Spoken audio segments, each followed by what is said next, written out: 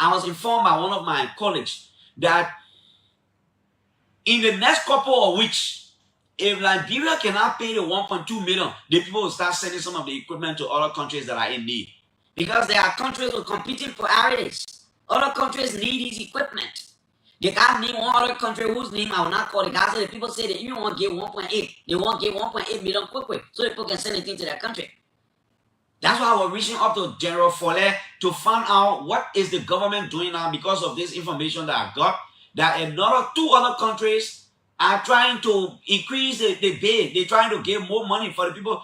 Imagine $20 million.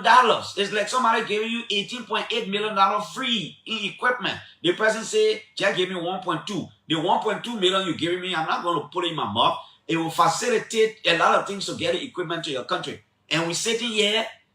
Then I just got reminded and said to myself, I see why Minister Augustine Gafwan was talking about a marching fund. That marching fund is going to be important. These are the things it should go to.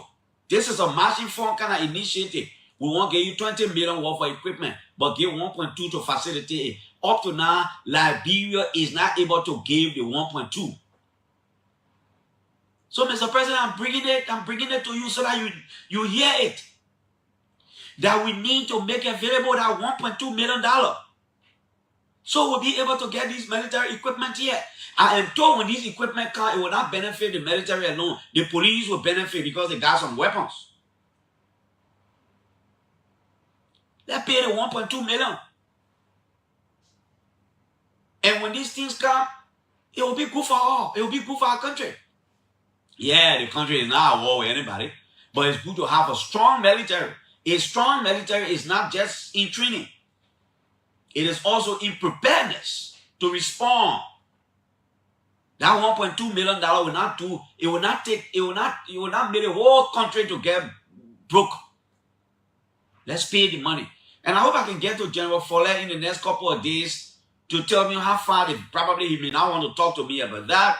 I'm talking about that because I'm passionate about the country. So, Mr. President, Your Excellency, our Constitution says you are the head of state. The Constitution says you are the head of government. And you are the commander-in-chief of the armed forces. I know this morning you can just take your phone and call the finance minister or whoever and say, you have made a $1.2 million available to AU. Mr. Chief of Staff, how are we sending the money? The money is going to be available by 12 May today to AU. 1.2 million. Let's get the equipment here. We will benefit from it. The AFL will be able to respond to fire situations. I'm coming to talk about the fire incident too. They will be able to respond to fire situations in the event. Fire service will not have the capacity. Already, they do not have the capacity. 2 fire trucks are among these equipment. Let's get the 1.2 million and get it. We'll get you the fact check later. Now, let's move on to the Capitol building. We sat out here one morning, that whole Capitol building, that whole portion, was on fire. Heavy fire. To even quench the fire, said, we're not smelting.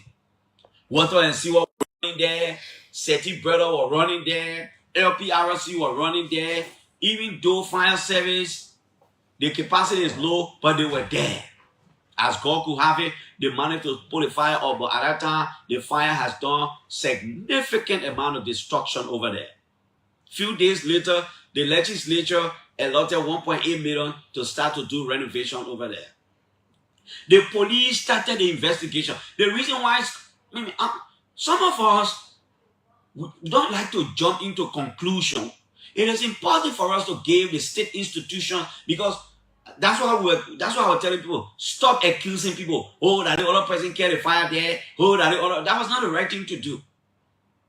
At this stage, we can't accuse anybody, but we can now say that the fire was not electrical fault because both the police and the fire service have reported that it was an arson attack. It means somebody did it. It means people did it. So the police are looking for the people.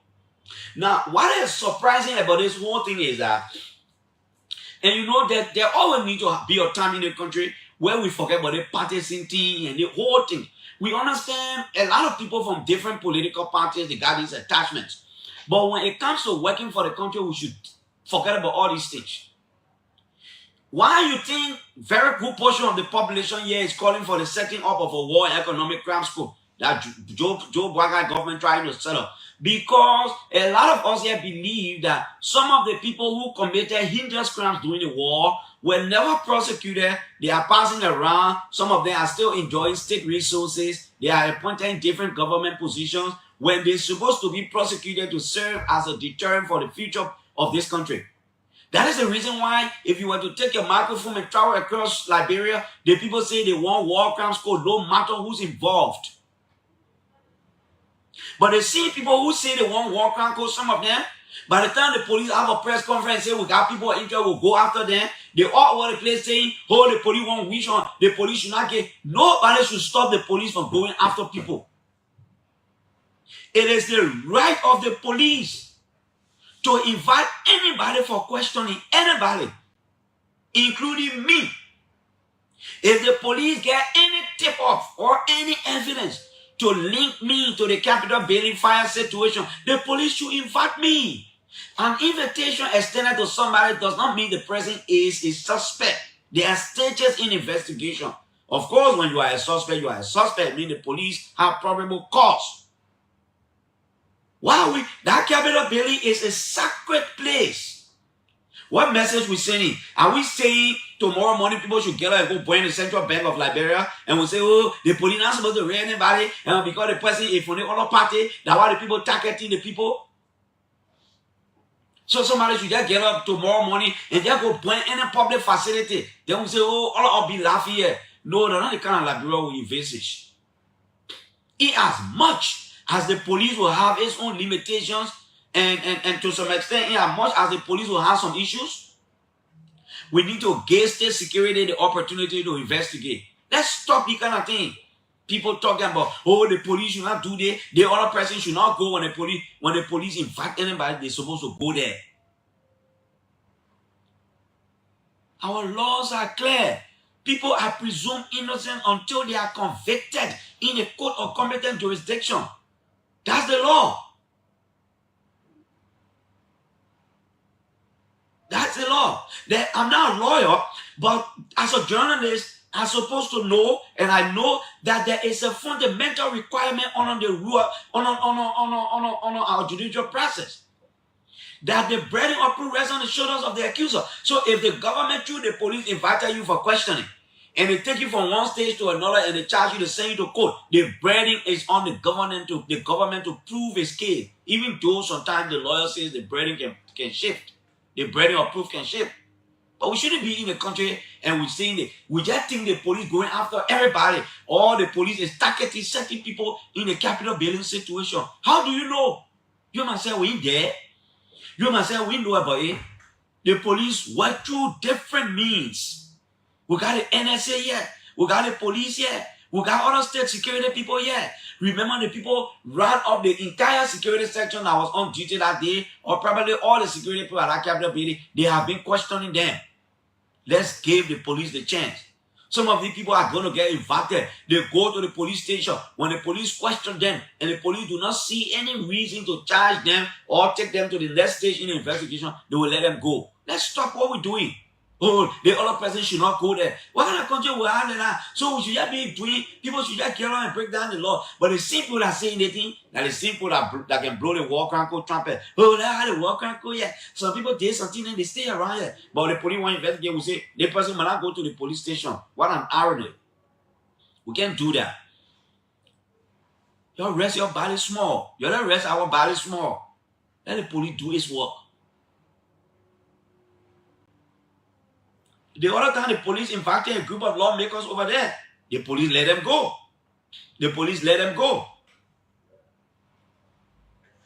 The police people too, you know.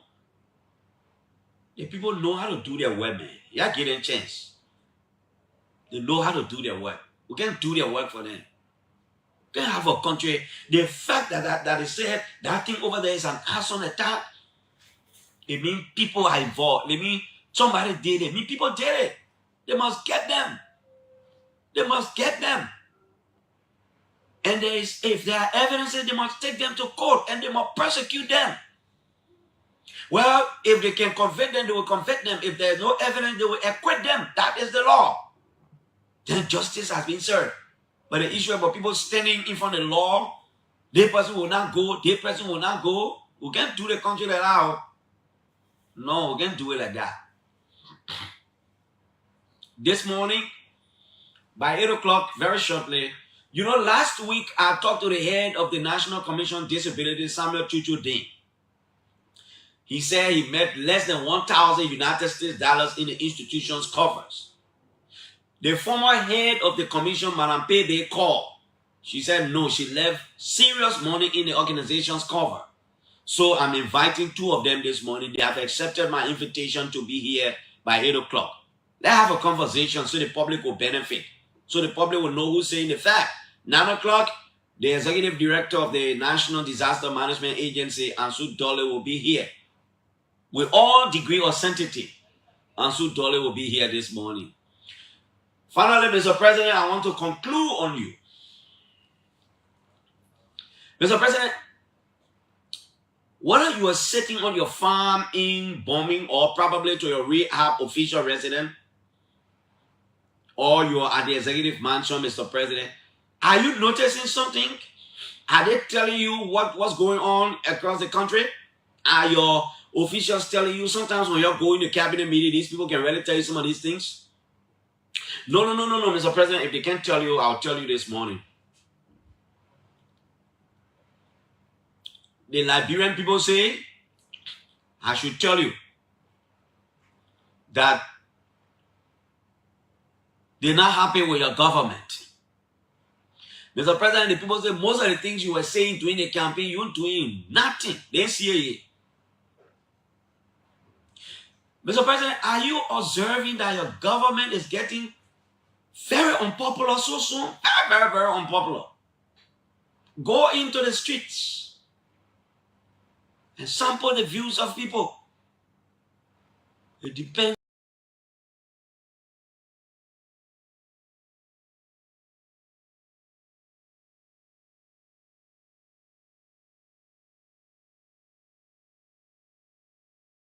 on who you talk to.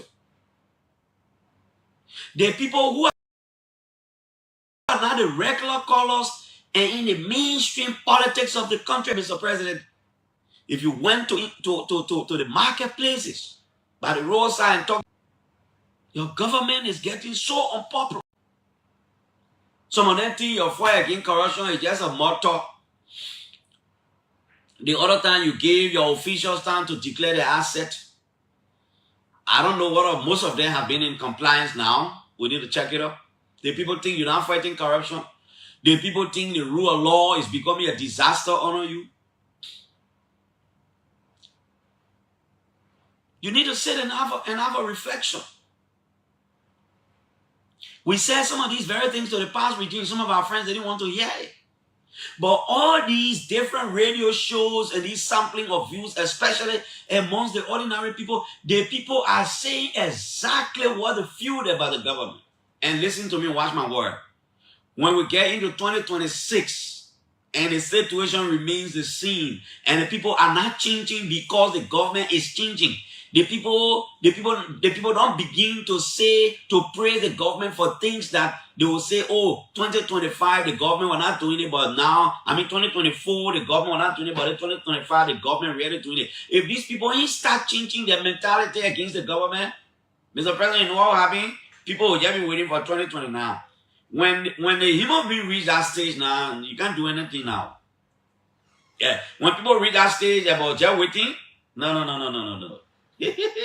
When people just reach that stage about they just waiting, there is a battle. And that is the stage that people will soon reach. That is the stage that people will soon reach. Because the people are getting so disappointed with the government. Go to marketplaces and see what the marketers are saying. Some of the people who even supported the government, they will say to you in confidence, they don't want to come public. But for whatever reason, the government is getting unpopular as early as 2025. Imagine we had elections 2023, as early as 2024, rather. The government is getting unpopular. It means that The president need to reassemble the whole cabinet. I'm not saying reshuffle. I say assemble. Let me not reassemble. Assemble the cabinet and say, look, men and women, I appointed you to do piece of jobs. What's going on here?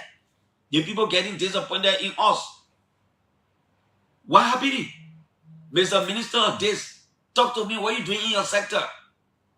Of course, some of the people are saying are things that can be challenged. I mean, because all of us are here. If you say since the government came to power, the government has done absolutely nothing. No, then I mean, there are just some things people say that can be challenged. Because the facts are there. Somebody can challenge you and say, no, they won't hear it. Not true. Exactly 8 o'clock will give you the fact check segment, and then 8:05 there about we'll take our guests. There are just some things some people saying that ain't true. I mean, because it's glaring. Somebody will say, no, they won't hear. The government is doing better in this one. But the government is getting unpopular with the people. And you see, Liberian people, they see where they can spread a lap for you to walk away when they're ready.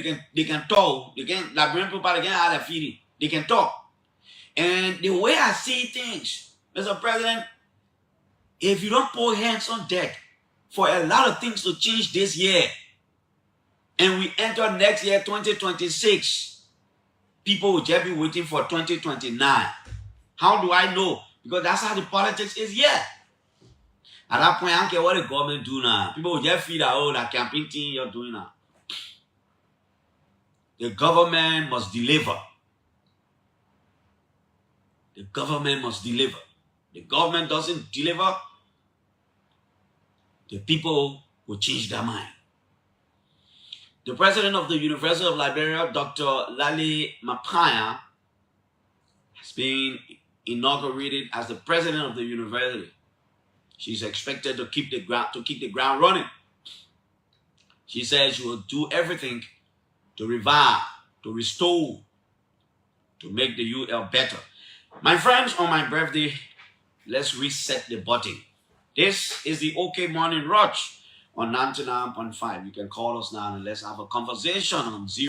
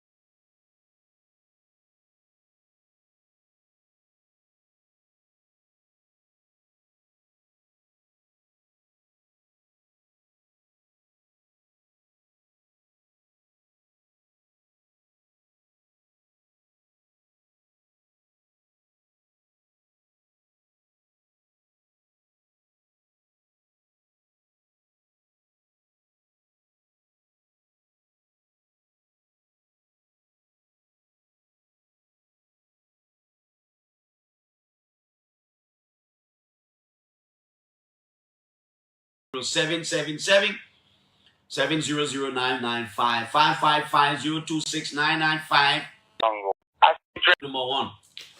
So do you think when the police invite somebody, the president is supposed to go or the president is not supposed to go?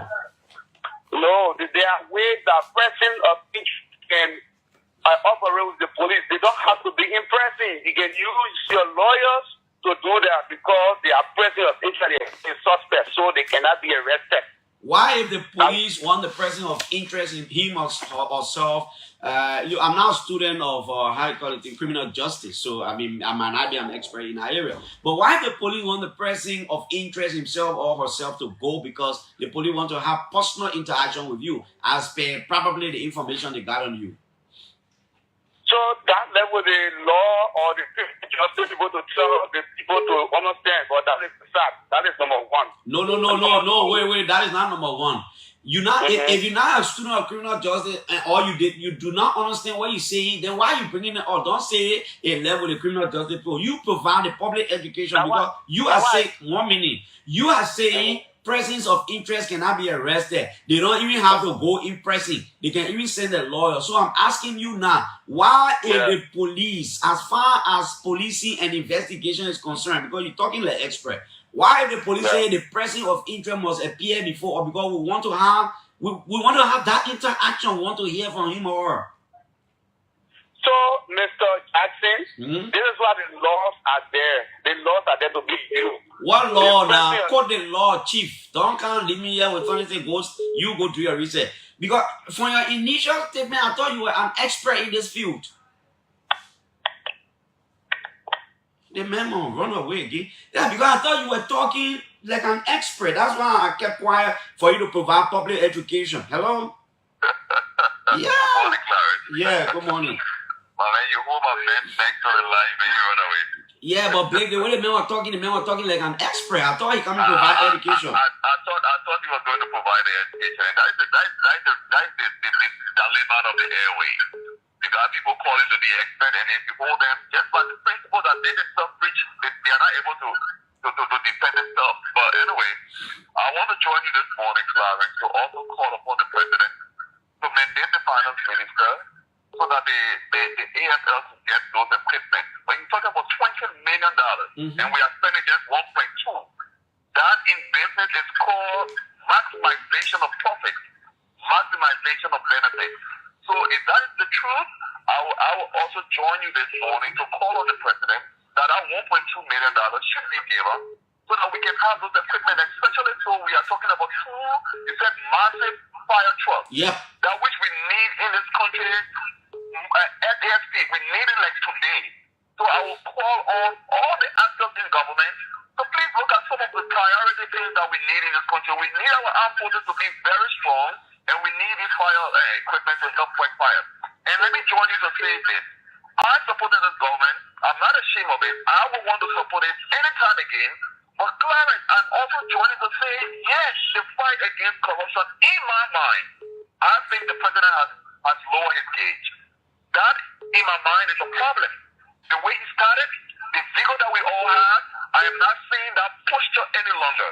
I will call on the president, all the actors, all those integrity institutions that are responsible to go after loot, to recover the loot that were done in this government over the period of time. Okay. Let us re-embark on them so that we can build confidence in the public. Thank you. Thank you very much this morning, Clarence. Thank you. Another call. Hello? Clarence, morning. Good morning, sir. Here. Did you say today your birthday? Yeah, today's my birthday, Eric. Happy birthday. Thank you, my and brother. I wish that all of the positive attributes of life be according to you as you celebrate yet another mechanic. Amen, Eric. Thank you, my brother. On the issue of the AFL, I support it. We need our army to be strong, vibrant, and as such, whatever needed financially should be given to them. The same with the fire service. Now, on the issue of the fire service, this is my disappointment. Firstly, our president, His Excellency Dr. Joseph Boakai, had no reason going to the grounds of the Capitol building to say those hooligans, those involved, this. First of all, he should have said an investigation is open, whatever caused this fire, whatever, whoever. That way you open a proper investigation thread to say those, it means that people you know that didn't act. That's why I feel that because the president said those involved, that's why I feel the chief of police would not say the fire was caused by any other thing because the excellency already said people. So the fire service or the police will always say all those people, you're not contradicting the boss. And that's part that. This was a contradiction at the press conference. You think sometimes the police chief said, you think sometimes we need to trust our security people when they say things? Yeah, but this is the situation. The fire service was saying investigation is still ongoing. The police chief said investigation has concluded. So that day I later said, but what is the coordination between these people? No, but I didn't listen in totality, but it comes from two different institutions. Probably I didn't listen to everything. I must admit. But every 1 minute now. Probably the fire service man was talking from his perspective, and then the policeman was talking from his perspective. Chief, I beg you. Let Gregory Kuma release the microphone. Let him leave the fire service people. This investigation, we expect the fire service board to update us on a regular basis. And Gregory Kuma stay back. No, but maybe it got criminal aspect. The criminal aspect. if the police chief, if the fire service chief is done with an investigation, if he said that it was based on arson, then the police chief that will go after those who are culpable. Okay, sir. Thank you. Hello, caller. Let's go. Good morning. Let's go to the other line. Yeah, let's hear you now. This is Bobby G, and I call from a restaurant in Tupu. Okay, Bobby. First of all, I want to say big congratulations to the Zulu Whiskey Boys for defeating Grand Coast. Look at that. Yo, proof it. Clarence, so to the issue this morning. Yeah, Bobby. I listened to your analysis, and that was interesting. They'll be invited. Chara, please hold it down. Yeah, go ahead. They'll be invited. But again, have you getting the information of those that are being invited or recent and their family don't know their whereabouts? No, how people were invited and up to now they're in police custody just on invitation. They went to the police station. They can't see them. People were asking where their family. It's 3 days. Trust me, I'll reach out. Right after the show, I went to the police station. Go now. In fact, they are to NSA. If we went to NSA, they go ask you. It's 3 days. They are there on the air. I'll go to police. They didn't get information.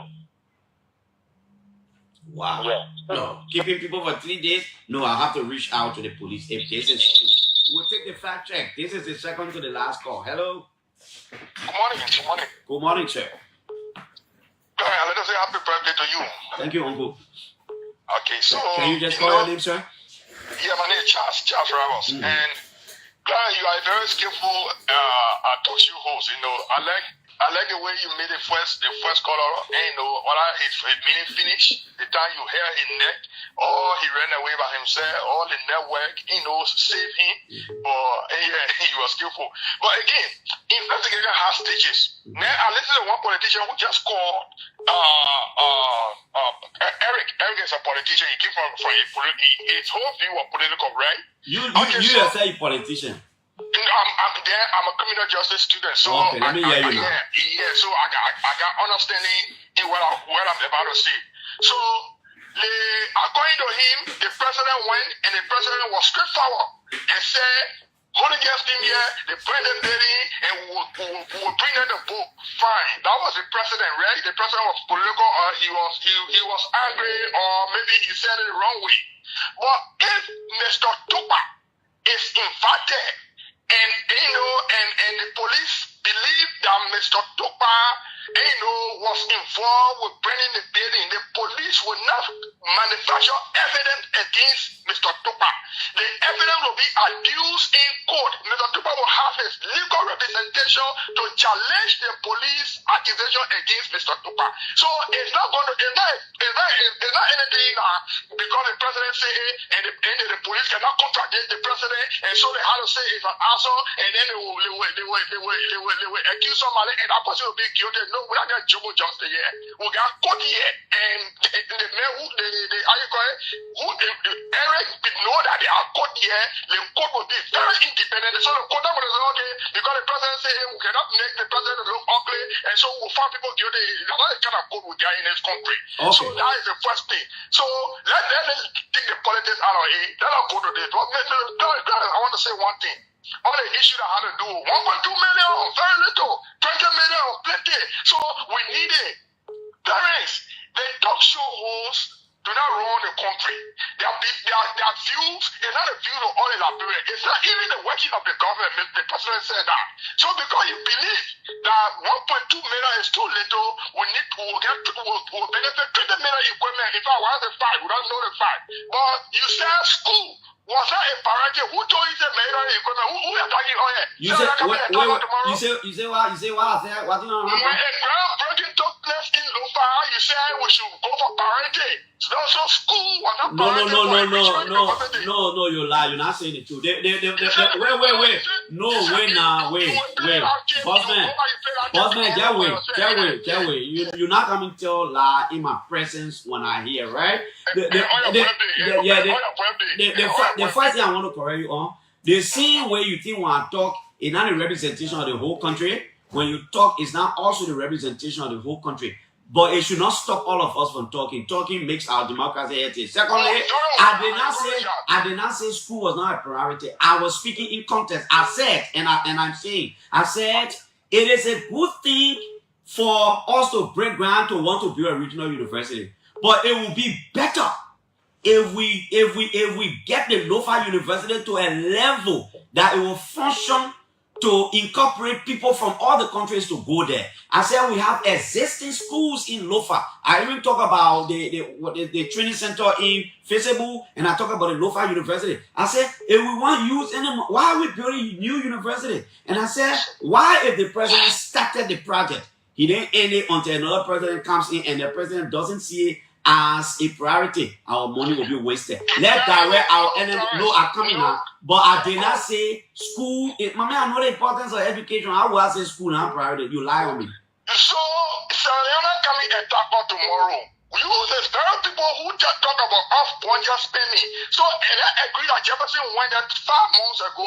There was no budget, no money for that. But in your mind, because it's important to you, we should take 1.2 million and bring a 20 million equipment. Even though tomorrow off-budget benefit on the finance ministry, you will not be there to defend it. No, so but you're getting something wrong here.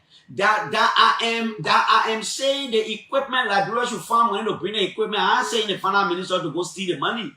I'm not. Listen, no, Chief. Wait. Bossman. Hey, my man.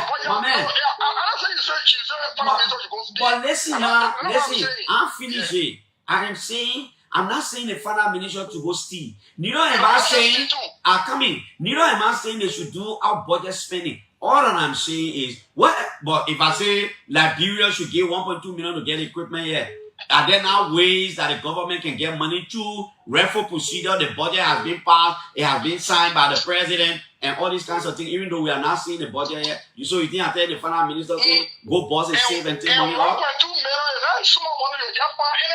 Okay, thank you, child. You see, I can understand. Sometimes when people speak, how dare you, child? You see my eye bust, my eye open like that. You won't allow me. I didn't say education is not important. I'm a champion of education. I can't do that to myself, to my conscience. My children will not forgive me. What I said was, instead of taking money to start building another university, waiting for you that do not even have a population, why can't we direct the energy right over there? Well, let's take, I can take this final caller, then we come back right here. I'll take the fact check segment. Our guests will be around. Our democracy is getting better. Hello? Hey, Clarence. Final caller, my brother. What's your name? Tell us where you come from. My name is Steve Kennedy. I'm from Miami, Total Resident. Steve, let's hear you, brother. Let me first disagree with everybody. The grammar of the president was very clear. He said, if it's hooligan. He did not say it is hooligan. The difference between this government and the government that Eric supported, our president has control over grammar. No, but we're not on grammar competition. No. Let Bossman. But yeah, he was. He was inducting the president on the basis of reasoning, not grammar, not necessarily grammar. No, he did not understand the grammar that the president was speaking. I think the point Eric was trying to make, Steve, was that whatever statement came from the president prejudice the investigation. Grammar forensic. He was not make that elementary mistake. But here's the issue, right, Clarence? The police have rights to invite anyone as person of interest before the police enable you to carry your lawyers. And those lawyers you are carrying, they should be there to guide you and guide your statements. Clarence, this is the state house we are talking about. We are not talking about political party homes. Okay, thank you, Steve. At this stage, we will take a fact check and be right back. I'm sure our guests are around. Let's take a fact check from Local Voices, Liberia. Good day and welcome to the fact check segment. This segment debunks disinformation and provides the verified facts of statements made online and on the radio. Today, we will be fact-checking claims made in the last couple of days. On the January 10th edition of the OKFM Morning News presentation, Robert Bade, Liberia Permanent Representative to the International Maritime Organization, claimed that international shipping constitutes over 85 to 90% of global trade. Biden made the claim while explaining the importance of Liberia's bid for a council member seat at the IMO. To fact-check this claim, we conducted an online search for relevant reports and studies of international shipping impact on global trade. A publication by the UN Trade and Development reveals that over 80% of the volume of international trade in goods is carried by sea. In addition, the International Chamber of Shipping says the shipping industry is responsible for the carriage of around 90% of the world's trade. Based on this fact, we conclude that the claim made by Robert Pardey, Liberian representative to the IMO, that international shipping constitutes over 85 to 90% of global trade is mostly correct.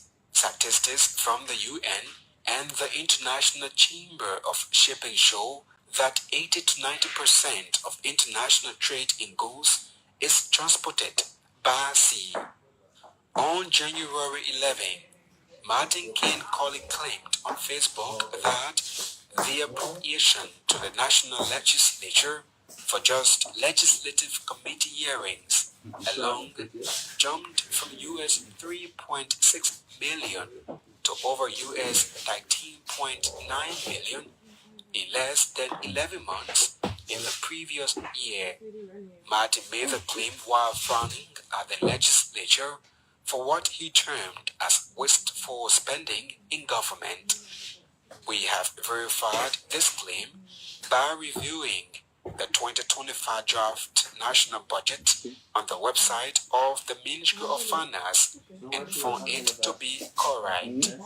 In the 2024 national budget, the actual amount allotted for legislative committee hearings for the national legislature was US $3.6 million. This amount climbed to over US 19.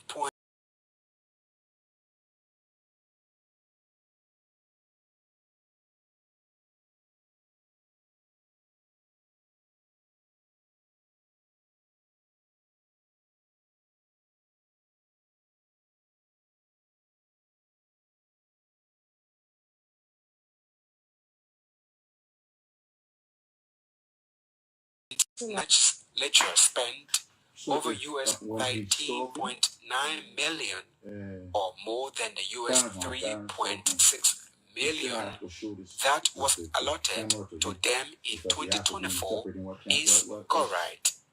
Well, this is all we have time for on the Fact Check segment. This segment is part of an MOU between Local Voices Liberia.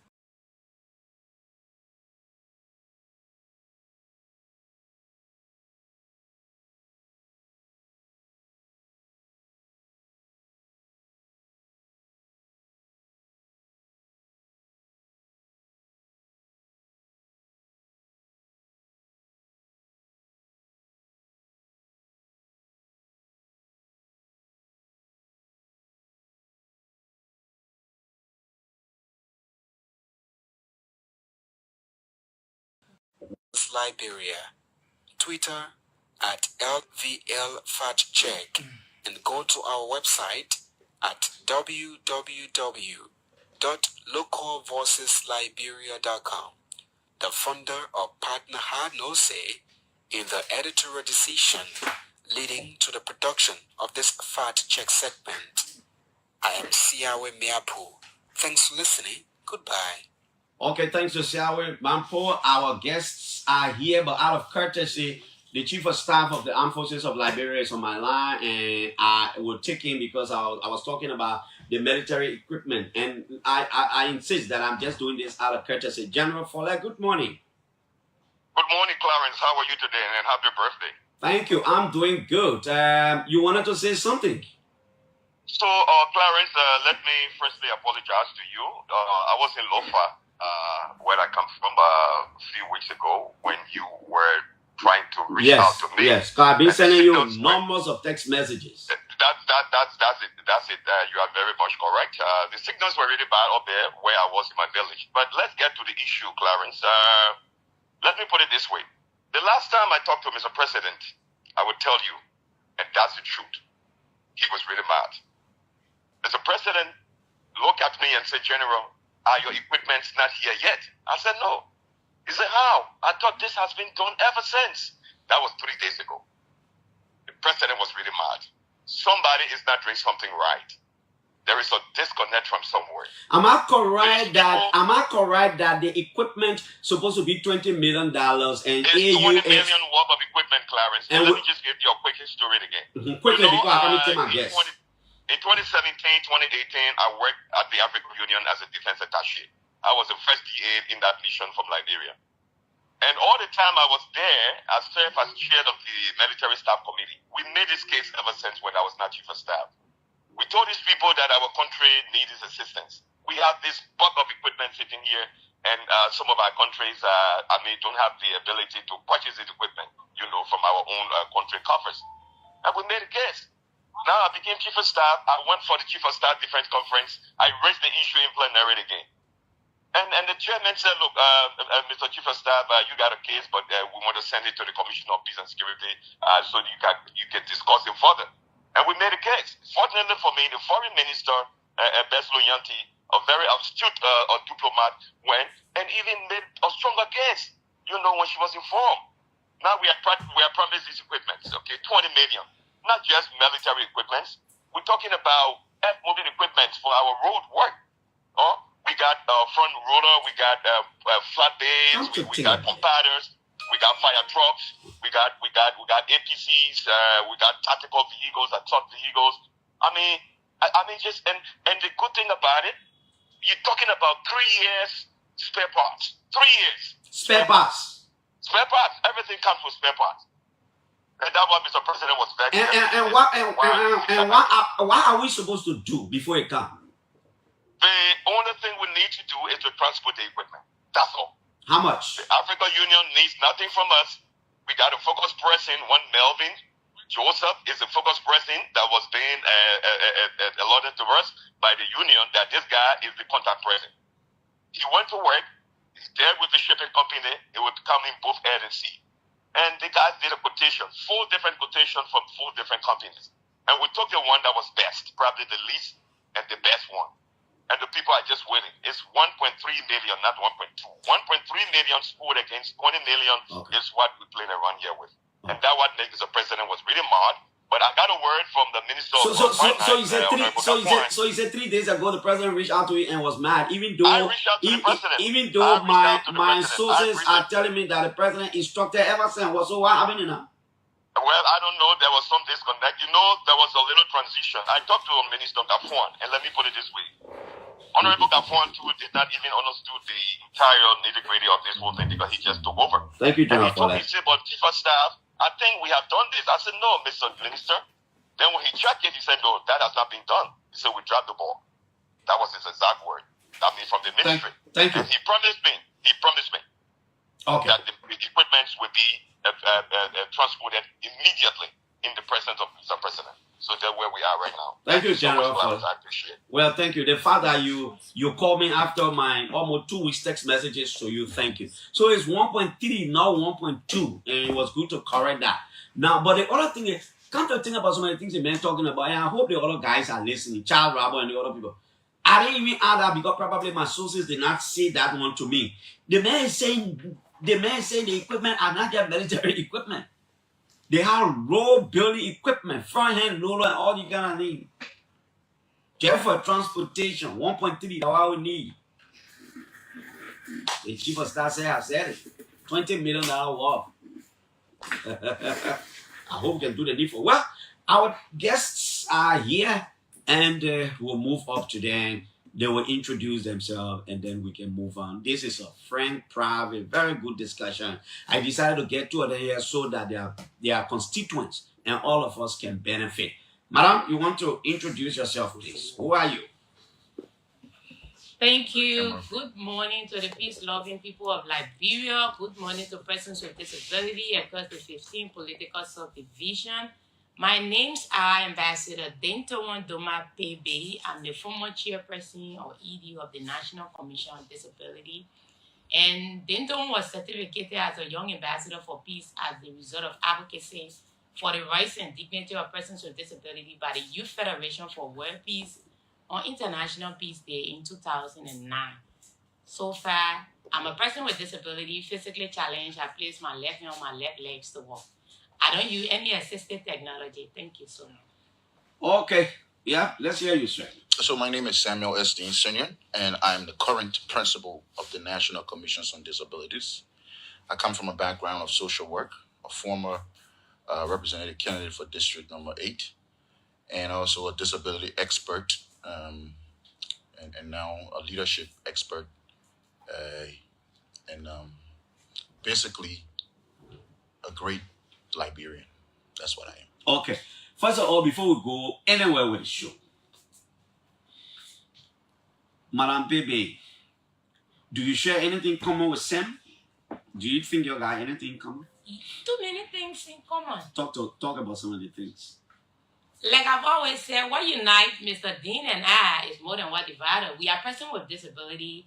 We face stigma, we face discrimination, we face marginalization, we face social problem when it comes to relationship, acceptance from family, and too many things we face. And what divides us is just, I don't know, for me, there should be nothing at all because disability is a lifetime thing that we face, and it's like our life. So too many things we share. I know. Yeah. My brother Chuchu. Yes, sir. What you share with Bebe, you think you got anything in common? Well, there are a lot of similarities. First of all, we're persons with disabilities, a marginalized group, mostly overlooked, underestimated. Our causes are not the ones that I championed, preemptively. Yeah, we have a lot in common, and yeah. So Thank you. Yeah. Thank you. I'm asking because I want the conversation to be as frank as possible. Yep. The both of you are here to say the truth and nothing else for the truth, Sure. for the benefit of your people. But Pepe, how is life after service to country? Life is good, and we give God a praise, even though I'm in my maternal, which I'm proud of, but it's good. And everything is fine so far. Okay, everything is fine so far. You miss the place? Which place? Okay, FM? No, the office. No. The Commission on NCD? Disability, yeah. Not really. The fact that we have a person with disability there, honestly, I'm happy. Just that what we all envisage over the year, we have cried for. If it is happening, then I'm happy. But where people are still crying, then I'm frustrated. That's the only thing. But I've been quiet and to see how it go about. Because you see, leadership come with different challenges. This is why I don't condemn people. Because while I was there, perhaps what made me to flow easily, you might not have that. So it will take time for you to get there. So definitely it's our place, and we are so proud of it. Okay. Now, so I will give each of you time. I beg you, just take it that way. Yeah. I don't want anybody to say, "Oh, Clarence, I'll give the other person more time." Even though this is not a debate, but in your quest to explain, good to attach time. So, Madam Pepe, you will start. So I'll give you 7 minutes, and I'm counting the minute here. I got 24 minutes past 8, so a little 1 minute. 8:31. I will stop you. Now, when you call that day, you talk about what did you say you leave in the institution's coverage as far as finance is concerned. Just take your time and explain yourself. So thank you very much. And again, I say thank you to you for inviting us both. We need to understand that the National Commission on Disability is an SOE. It's a state-owned enterprise. It's an autonomous agency that works through budgetary allotment. The act that created the Commission on Disability, Section 1 of the act says that immediately upon the passage of this act, 3 qualified persons with disability shall be appointed. Section 7 of it was the one that talked about the budgetary allotment, that there shall be, that immediately after the passage of this act, the government of Liberia shall make budgetary appropriation for the education, social, and economic development of all persons with disability within the meaning of this act. So the commission, we should understand that it works through budget. It's not an NGO. That's one thing we should get. It is an NGO that after project, when you implement, you got money sitting good number in the account that you receive. With government entity, what happens is that the Ministry of Finance Development Planning, you raise a voucher, even though the legislature, let's say the executive will present the appropriation to the legislature, which will be approved, and having been approved, it becomes a budget that the country runs by. Whatever it is that is approved for your entity, it is within the custodian of the Ministry of Finance Development Planning, and you will be able to do a budget note, because everybody are asked to do a budget note, and when you're sitting, they send to you, you break down your city on everything that you will be doing. So based on that, you will be able to make requests quarterly for that as per the budget note that you did. And when you receive whatever you receive, when it's done quarterly, you may report to them. When a government tenure ends, where a transitional team and everything came in place and you transition to a new government, what happened is that the person that is asked on what left in the country cover, which is either the consolidated account or that of the enterprise account, is the president. So that the new government coming will now know what they will work on for the Ministry of Finance to submit an appropriation to the legislature that they will be able to work with when they take over. So that was the explanation, but you know, I was on the phone. That's what I tried to give to Mr. Dean, to be able to understand how government works different from our organization or person with disability or NGO. So during our second budget year, when we took over the commission, we took over during the time, like I said, the country was going back to a year like any other country to start from January to December. So I took over, I was appointed June 15. And after my confirmation, I took office August 9. We took office over a budget of 100,000.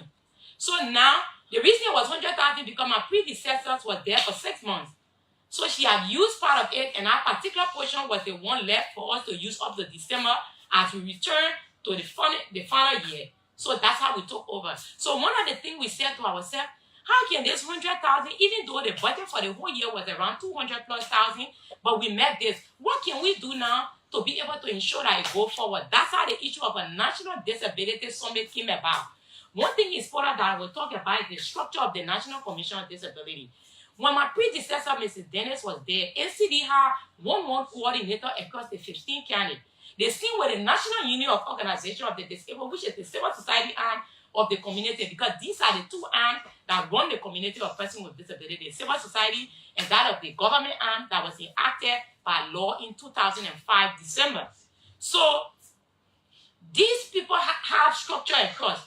So the complaint now was from people with disability that the issue of inclusion was not that much because they were not deeply involved. So all we did was, the very coordinator they had was to have added to them a deputy coordinator for operation and a secretary. And I told them each structure should have a female. So that because women with disability, we are somehow shy more than the men. So you don't see us into things like that, like the men. So that's how we did that. So when we did that at the county level, we now decided to come down to the district level. So at the district level, we now move on to have district. It was the county coordinator that we work with to have district coordinator for operation, and secretary. Then we divided Liberia into 3 regions, 5 counties per region. And we have one regional coordinator, making that up to 267 volunteers across the country. Why? Because the Commission on Disability will help us to learn how leadership works, how we can have some level of job experience. Because if you apply somewhere, they ask you whether you've worked somewhere before. So the fact that you serve as a volunteer, that will help as a work. So this is how that structure was done in 2021 when I took over.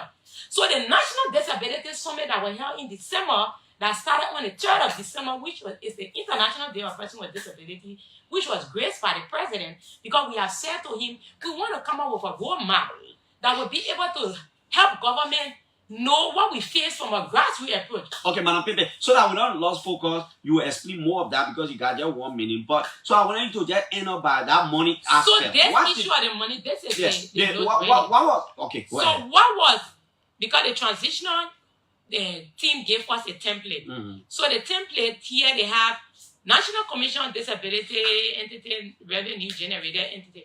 Okay, expenditure so far for the fiscal period was 384,916.24. And our total budget for that year was $500,000. I will not be exact with the exact amount because I tried to find a letter with the city that was given to me because Ministry of Finance usually send the city. So this was the portion out of our budget that we used.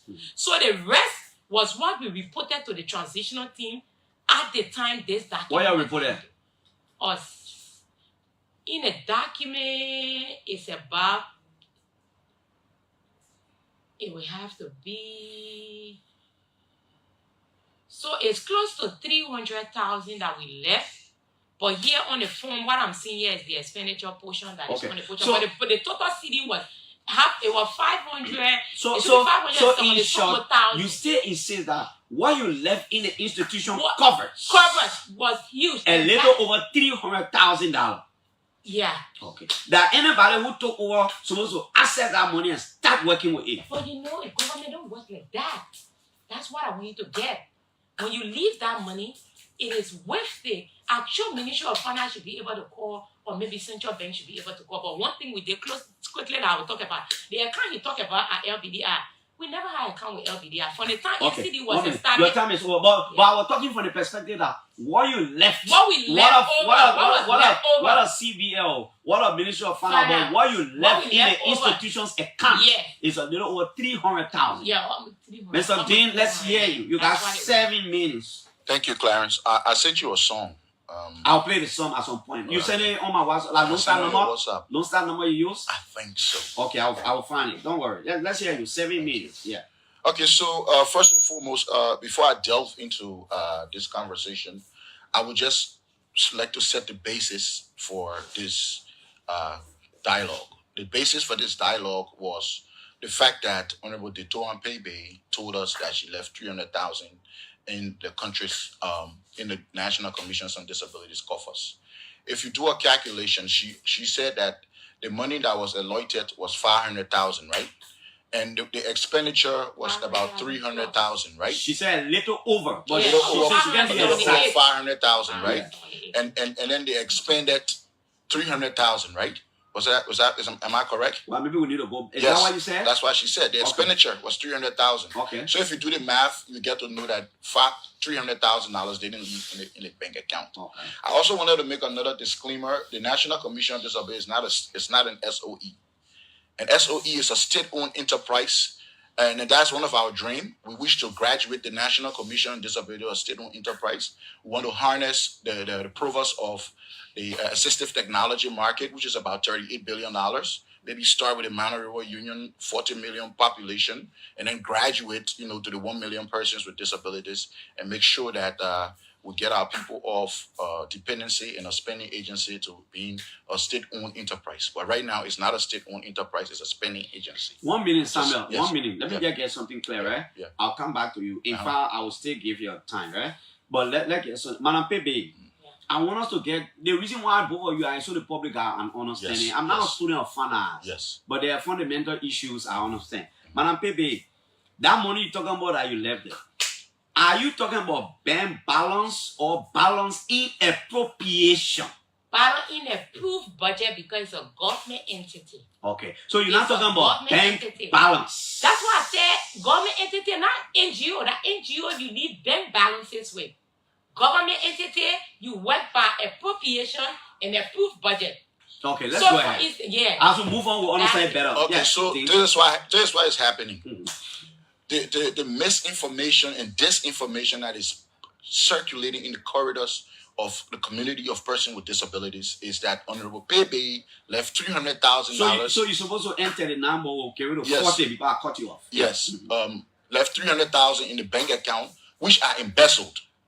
And as a result, there is going to be an uprising against my regime. I will tell you for free, when I inherited the National Commission on Disabilities, the bank, the central bank has 0 account. I have all the records right here.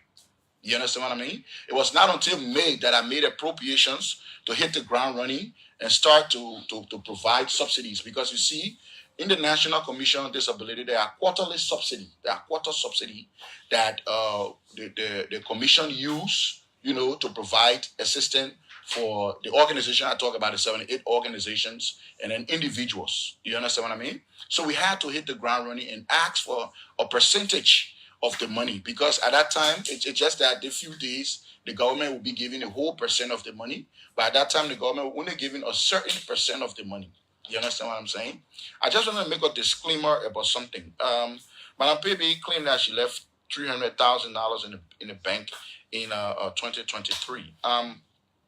That is far from the truth. That is very economical with the truth. Before you go there, what was in the turn? Was anything in the turnover note that resembles something left in the account? She just read her turnover note. There was nothing there. She said it was something there. She said she was going to send it to you. So you see the misinformation and disinformation for some of our compatriots who are not of the intellectual class. They're quick to gravitate to things that people say. They depend on secondhand information. Go ahead. And that's why we wanted to clarify. Go ahead. Yesterday, the Orange Liberia had a program at the Group of 77 where they donated over 25,000 worth of items to the Group of 77. I want to grace the occasion. And I was attacked that, Honorable PBA left $300,000 US dollars in the bank, and I misappropriated that fund. In fact, I embezzled it and I used it for myself. So as a result, I'm going to be rebelled against and so forth and so on. That's a lie. That's an informal fallacy, a lie from the depths of the belly. I think you're listening in Radio Land. She just read her own thing and she never gave any balance. That's very economical with the truth. No entity in Liberia will leave $300,000 in the bank. The way this thing works, you ask for appropriation at the Ministry of Finance, right? They give you an appropriation. In our case, they gave us small money when we asked for our money. Unlike her regime that had tons of money. No, let's focus on the issue. Yeah. Let me that tons of money. We asked for money. They gave us little. How much did they give us? 199. I think a little over $1 million. Okay, just hold it there. A little over $1 million. Yeah. Let me my time finish. No, your time finish. Hold it there. You got 3 more minutes. Okay. Hold it there. Now, how much did you meet in the coverage of the National Commission on Disability? How much? The central bank? Yeah. Nothing. There's nothing there. Because she knows and I know that you have to expend all the money, make a report to the government. So where did you see this 800 or less than 1,000? The $300, I saw it at the LBDI. We also have an account. She denied that we have an account at LBDI. We will prove it. We will continue to prove that until we get the picture. I deny. I thought you said you don't have an account at LBDI. That's why you said. 1 minute. Why I said okay, let me conclude, then you clarify. Yeah, Go ahead. So what I want for Madam Pebe to do, the first thing I want her to do is to openly apologize on this platform that she misinformed and disinformed the community of persons with disabilities by trying to label me falsely as something that I'm not. You understand? We have an expensive objective, like I said, to change the commission to an SOE. We want to do a disability act like the American with Disability Act law. We want to do a Liberian with Disability Act law. We have a disability equity fund where something will go into the budget from concessionaires, multinationals, if you may. The same thing like the road fund. And that's something I was advocating for, like when I was on my campaign trail, and I'm still advocating for that. You understand what I'm saying? So plus Samuel Dean minus Samuel Dean, there is also going to be something coming in like the road fund, for the commission. Because if we look at our budget, even though our budget has rose to the highest in the commission history due to advocacy, partly due to the assistance of the National Organization of Persons with Disabilities. That is important. That's why we need unity in our community, and we don't need people carrying around false information to tarnish the hard-earned reputation of people who are striving to make sure that our community of persons with disabilities are on par with the non-disabled peers. Okay, Mr. Samuel Chichu, leave it there. So, Madam Pepe, I'll give you 3 minutes. You want to clarify? That's what I was coming. When we took over the commission, from the time the commission appointment was done in 2011, the predecessor had an account with ECHO and with LBDI. But upon our ascendancy, Ministry of Finance have come up with a new regulation because it was saving account. And as a government entity, you cannot have saving account. So they have asked all ministry and agencies to open an account with Central Bank. So with that was how we opened a checking account with Central Bank. So that's why you heard me saying that we were not using that bank account, but rather all government ministry and agencies were using Central Bank. Okay, 1 minute. So that's one what minute. happened. So even though you were aware that the person you succeeded had an account for the organization at LBDI. Over the time you were there, you did not operate that account at LBDI. Not until the end of the year. So why you say you didn't get account at LBDI? I didn't say we didn't have account. You didn't get what I said. You said that. I think I heard you saying that. You said that. No, Samuel, please. Samuel, you're not going to attack me. And I'm not going to apologize. Baby, please. Yeah. So what happened? You know the reason, 1 minute, you know the reason why I say when you share in common all the one. Yeah, that's to be safer. Yeah. I love baby. The issue of checking account. Between you and I did accounting major. No, so that's that issue. So you said you dealt with that LBDI account, but it was last minute. Last minute, like around, it was the controller that recommended, because last minute to town, somewhere around the election, almost close to the transitional team, there was a check we needed to have gotten for work to be done, and there was some process going on. So they advised us from the Ministry of Finance that if we had any other account, so I said, but the account was dormant. So that's when the controller and that of the same Ministry of Finance that say they were putting in place different measures. They recommended that there was a need, because we had a program, and you know, when person with disability come to a program, you got to transport them. And during the meeting we had, we did not have transportation for them because of the delay. So, and when there's no transportation, sometimes they go ahead with the demonstration and other things in anger. So that was how they said to us, to be able to get the money to the people, you can use this and we can write a letter to that, because everything you do have to be done with documents. Do you know how much left in that LBDI account? For the LBDI account, I will not be exact, because it was an amount that was placed there to be used for transportation. That was just that. Okay. Now, back to you, Dean. 3 but minutes. It was not amount that 3 minutes. At the moment, are you operating the LBDI account? Well, the LBDI account, well, we haven't deposited any money there yet, because the government puts money in the CBL account. But we have an expensive objective to use it. Second question. Okay. How did you get to know that there was some remaining money in that LBDI account for the commission? Because when I took over, I told the accountants and the controller that I wanted to know about everything financial that remained. You understand what I'm saying? Because what I wanted to do was an internal audit, so I can be able to see how best I can train an internal auditor, so that when we leave the commission, we can leave squeaky clean. You understand what I'm saying? It was not about witch hunt or nothing like that. It was to do an internal audit. But then I got to find out that was an internal audit already done by IFO, because they had won $4 million grant, and our share was $20,000, and I was not happy with that. I wanted to know why it was so. And I got to find out that we had no policy, no financial policy, no HR policy, no procurement policy, no nothing at the commission. So as a result, if anybody partnered with us to get a lion's share, because the partner would think that they're more competent in handling things. You understand what I mean? And I want to say something. Go ahead. Now, Madam Pebe just said she left $300,000 in the bank, in our bank, in the coffers.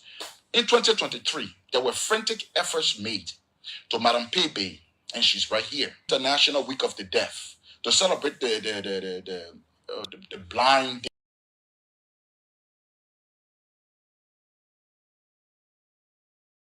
To celebrate the International Day of Persons with Disabilities. None of that was celebrated, because she kept saying there were no money in the coffers. 2023, none of that was celebrated, and she had $300,000 a year for programs for exactly that. Unlike us, who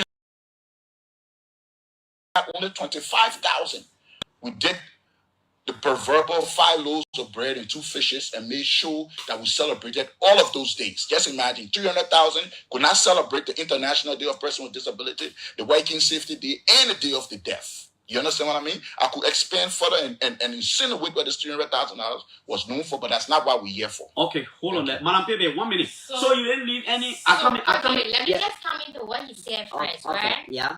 Same thing should understand government. For me, that's simple. He should understand how government works. And if you understand the difference between government and NGO, then you will know exactly how to be attacking.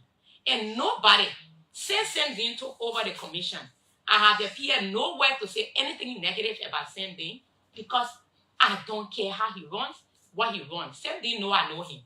And he know how much I know him. So I decided to avoid Sendin as much as possible. And you get me? But he should stop lying. You know, it's not good to lie. That's one thing. How is he lying? Everything Sam Dean is saying about the issue of funds at the commission and funds leaving in account. Clarence, you and Sam Dean, you people are peers. Let Sam Dean know how government works. Government You think works they don't by know? a property. Sam Dean don't know. That's why he's saying everything he's saying. If Sam Dean can sit here and say NCD, not SOE, then why should be arguing with Sam Dean? When NCD is an SOE, it's a state-owned enterprise. Then he said, not SOE, he will make it SOE. Sam Dean saying he can make appropriation. You can make appropriation. It is executive that make appropriation to the legislature. Then you sit in, you say you can make appropriation. You don't make appropriation. So what happened was the budget of the commission. Like I said again, that's why you have a budget that you raise to the Ministry of Finance to receive what you receive. During 2023, it was election year. Even this government, when you get to 2029, a lot of things this government going to be doing will be around election. To get money from the Ministry of Finance for programs and activity, it will take time. But all of the days that meant for persons with disability were celebrated on our leadership. Can I come We in? celebrated come it in. with delegates from across the 15 counties. And on our leadership, we open up the commission in a way that today you can get people with disability calling from the 15 counties that they own an entity. Okay. The issue of 1 minute, bringing that Madam entity Pepe. to that. Did you not leave? Did you not develop any policy there? HR That's policy, what I was this talking policy, about, that and you policy? said you will come back. Okay. So one thing when we took over, we said to ourselves, how can we move the community forward? That's how we hire person with disability as consultant. Same thing sitting here, we brought him on board to the commission when he was with a group of 77 and he had some challenges, and according to him, they demoted him and brought his salary or whatever, and because we didn't want noise in the community. Same thing today had brought noise, and he's sitting talking about noise. We didn't want noise, we brought him on board, we said come and be consultant.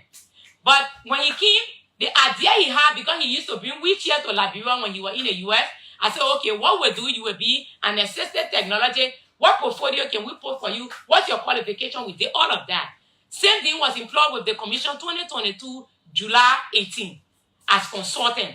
We brought other former officials of the commission on board with the commission to see how best we can work towards a national disability roadmap.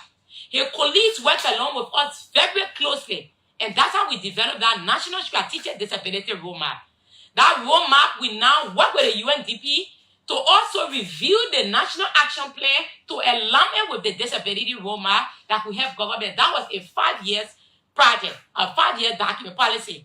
That was on that basis that our budget was able to increase since the commission was established in 2005. The budget then increased to $629,000.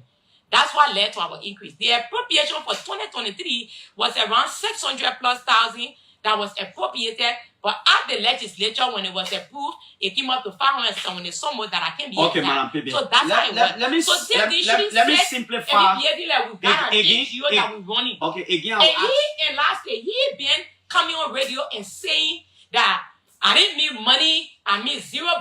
If I send this out on the OKF and say the NCD compound was not accessible. And That's how I submitted all of those We'll come there. photos and everything. We'll come So there. he should No, just we'll stop come there. lying. you know? So please hold on, Madam Pepe. Yeah. And I will ask you and Sam again before I open the line. Yeah. Madam Pepe, I want this thing to be as simple as possible so the woman in the market can understand. Yeah. My understanding is that there is a difference between an allotment An appropriation. and appropriation An and approved probably budget. approved budget and bank balance or whatever. Yeah. Now, let me give you 2 minutes again for the sake of all of us. Then I will give it to Samuel. But you They, need I one come more time, I come in, Samuel. Yeah, probably this is so because she is saying she left this there. So probably I'm sorry. And then But- she said she didn't like it. okay, 1 minute now. So you Madam say, I Pepe, didn't leave it there. Madam Pepe, Stop, yeah. how can you explain the simplified version of the 300,000+ that you left out in the account or with Ministry of Finance? Break it down. Let other people hear. The 300,000, you say where you left it, that money that you left in the account of what happened to the 300 some thousand? Clarence, I don't know what you want me to say. And Now for say me, what you want me to say. for For people with disability, they Yes. understand exactly what I'm saying. You get me? We got a chat room that all of these things are explaining. When the Ministry of Finance submit an appropriation to the legislature, Yeah. it is what they have decided to spend. Like if you read, I know all I wanted. yes. Yeah. So the ministry, the legislature now will now ask the executive to explain the sources of income that will be able to raise that particular money. We part all that stage. Yes. So what was approved? The approved budget is what you as an entity here will work with.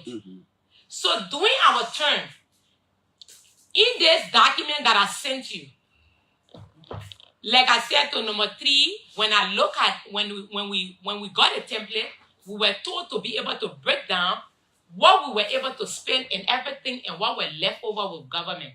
So that's exactly what we did. Okay, 1 minute. So let me what hold was you there. left was not. You see something why I that say was going to simplify now? What I want you to do is, so for example, you were allotted a lower authority. We're proof. We're proof. Yeah, we're proof for the. So are you saying after that money the finance minister gave you portion? You work with it. We work The with it. portion that left portion left with the with the Ministry Ministry of of Finance, Finance. it was not in one account. No, that's what I'm saying. It's not an NGO. Thank you. That government That is the entity. point.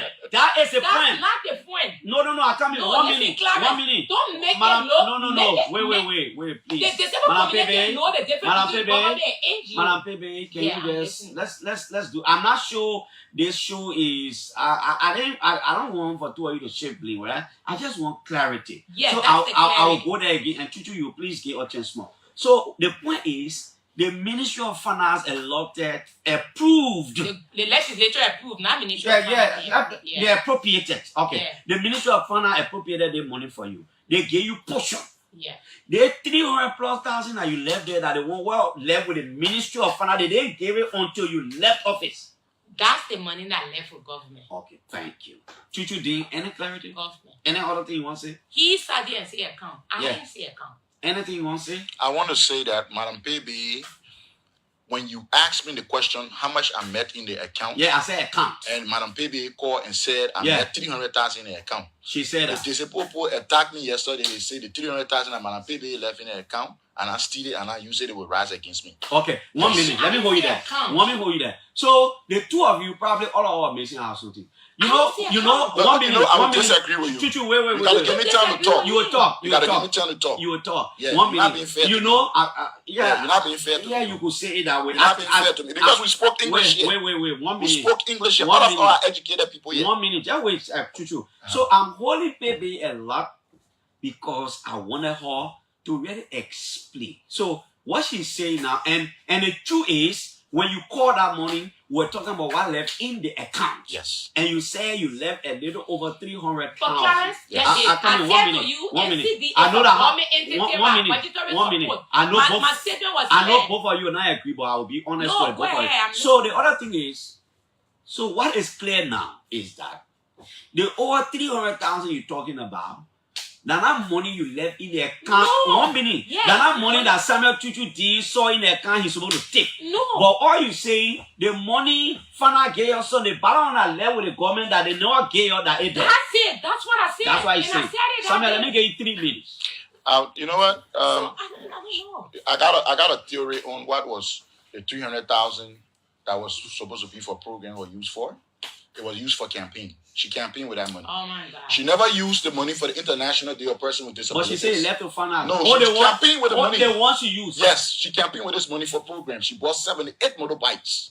She went and she decided that she was going to have coordinators in the 73 districts. But why you cover audit? Huh? Why I didn't call for audit? Because I didn't want to wish hunter.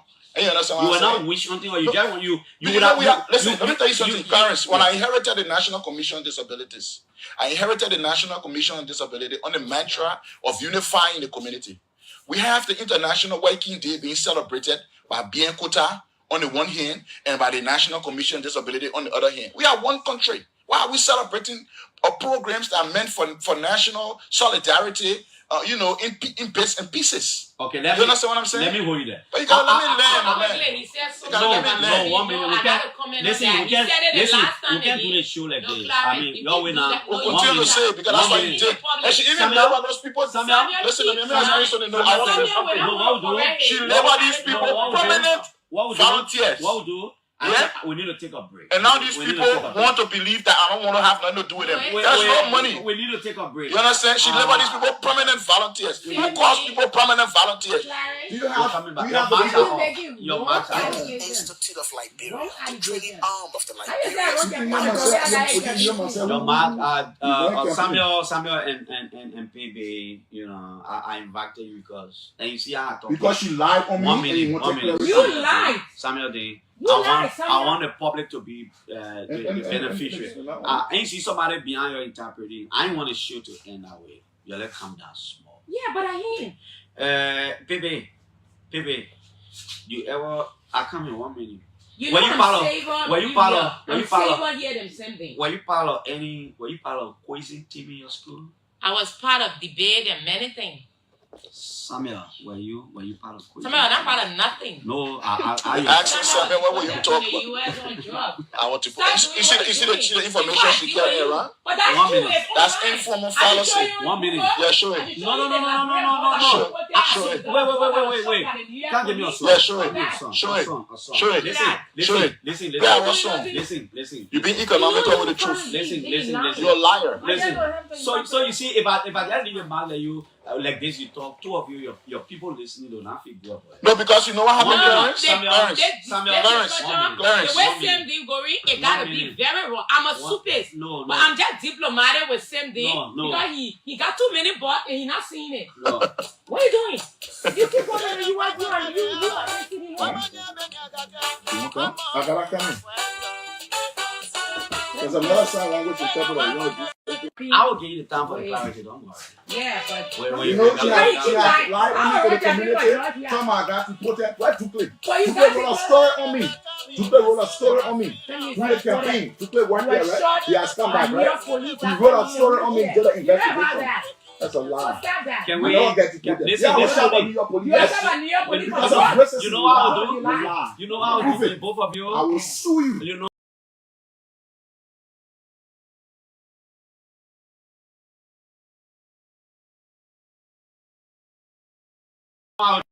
She's been lying on me for a long time. Samuel, 1 minute. So let's. I mean, it hurts. Somebody lie, you take it back and put up a drugs. Like I said, I didn't call the both of you for this. I just wanted you. Man, I'm going to end like this. Your stop because you are going to attack.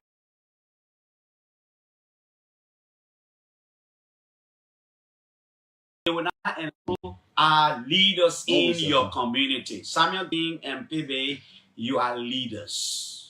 The disabled community, persons with disability, all the people, they look up to you for direction.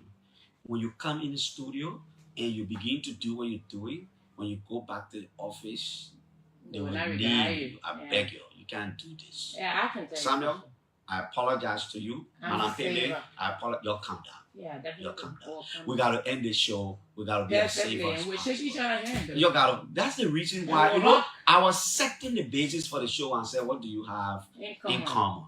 Let's talk to callers. This is a morning rush. Don't mind them. They will not fight. No, I'm coming there. I know. I'm coming there. Let me take some calls here. I want your people. Some of your people coming blast you. They will stay and say, "Clarence, what the people? What are you doing there?" But that's not what we're here for. We can always talk about issues. Good morning. Good morning, Clarence. Good morning.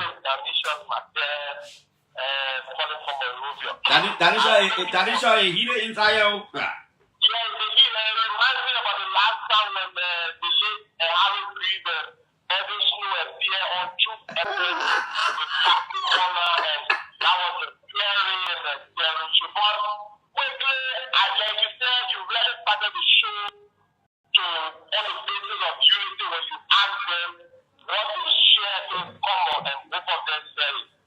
I think I listened to Madam Baby. I know her. I interacted with her. I think she slipped when she said that day when she called and said she left 300,000. Yes, she may have had good intention, and like she has explained, there's a difference between an NGO and the government. What she actually meant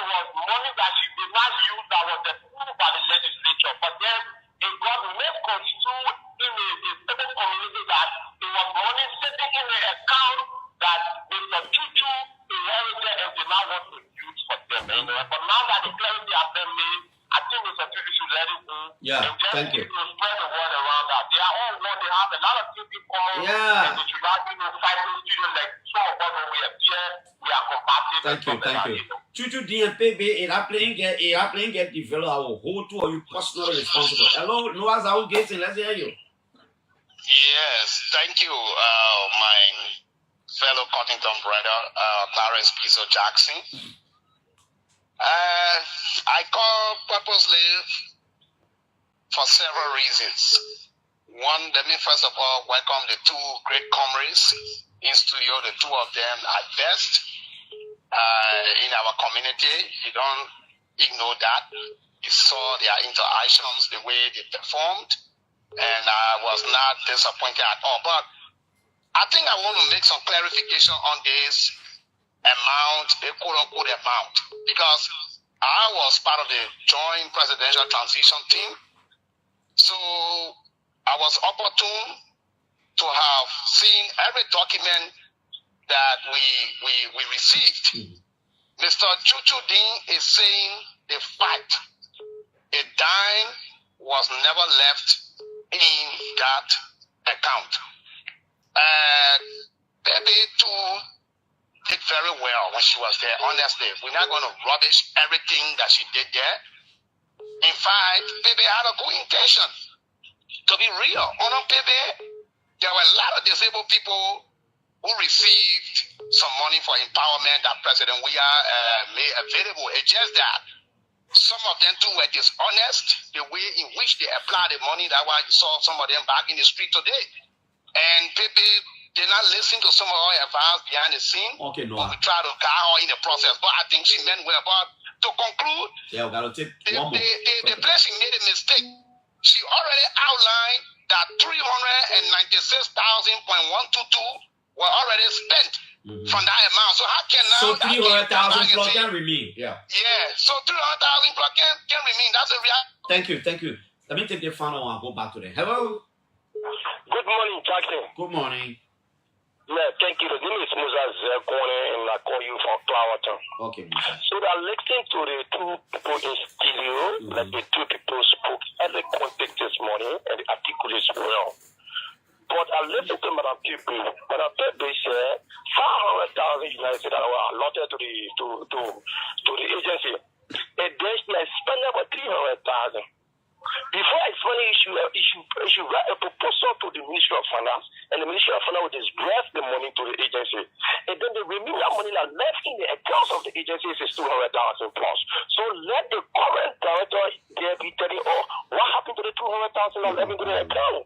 Because if they appropriate about 500,000, and you only use 300,000, but not 200,000. Okay, but enough. But anyway, let me tell Riley Fowler, finalist from the US. Riley, let's hear you. Thank you, Clarence. Good morning. Let me say good morning to Sam, and let me say good morning to Dicto and Pavey. And I listening to the two astute comment, and they have propounded well. But I'm just confused about how can the two one say the National Commission on Disabilities and Autonomous It is not possible. It is an autonomous agency because at the beginning of the commission, so the commission shall establish, an autonomous agency which shall be considered. Let's get it clear. It's not an SOE, so let's go ahead. Yeah, that one. Of course, it is not. So the point is that I think Sam is trying to grab just. Oh, wow, right. How he relate to people living with disabilities, and he's not giving much attention. And these are the problem we have with Victor One in the past. Of course, Baby played her part. She did what she could for people living with disabilities. Less than 3 years down, Baby was able to do some work that we all appreciated. But the problem is that since you go back to status quo, reaching out to people living with disabilities. Okay, thank you. We're taking our guests exactly 8:50 rather. So we got 10 minutes. We'll share it. I beg you, be as good as possible. All the things you did, finish. The people looking up to you. Baby, we listen to the call. So again, I never ran campaign with any money. President Weah had a campaign team. The structures that were established to work with the National Commission on Disability. And we developed a proposal. After we developed that roadmap, we developed a proposal from the street begging out of a survey that was done by the Omeo Human Rights Section in 2011, highlighting issues people with disability face and why they are in the street. So it was that street proposal that made the government to include, because when the government took over, they removed project, domestic travel, and a lot of things from various government and ministry lines. But on our line, they were able to include, they were able to put back there a project line, and that was the empowerment line that we had. It was that empowerment now we decided to ask people with disability, what is it that will take you off the street? And that was a specific project for those in the street. So that at least when they are home doing something, we can go to the next phase and see how we expand on that. So that's how the issue of motorbike, some say, my child, even though I can see, but my child can run a back for me, and that will be able to sustain me. Some say if you give us keke, it will be able to sustain us. So as they brought their business plan, that's how we work with them on it. And that project started 2022. So it was nothing around election, nothing around campaign. I did not campaign on anything. I'm a person with disability. I have right to vote. I have right to be voted for. I contested 2017 elections against Honorable Sir Joseph, and I still have interest in going back. So there's no reason why I will not vote. But my work at the National Commission on Disability was professional. It was on the basis of disability, and it was on the basis of what we do and how we're able to make our life better. Again, government entity. I appreciate the call from Noah, from Raleigh, and everybody that called, but let it be known that even the MTA that they took him, MTA, he never went and made money sitting MTA account. MTA is a government entity. What he started working with was when government made their budget. Okay. So Before you how conclude, do you think you made some mistakes in the call you made and the way you spoke, or people misconstrued you? People might have misconstrued what I said. This is why when I started, I said same thing. You should understand that NCD is an autonomous agency that works with budgetary support. I was clear on that. And you can go back to the recording. Okay. That work with budgetary support. And that budget, you have to raise a voucher to the Ministry of Finance, and whatever you implement, you will be able to report before they gave you money. And I was clear to have said that during the election year, you can check with any ministers that headed any ministries and agencies. Everybody did not use the total money given to them because government concentration was on the election. On the election. I made that very clear. Same thing. And that's what I said. And I said to him, that was the money that was left. Thank you. That's Mr. what D, I said. let's hear it.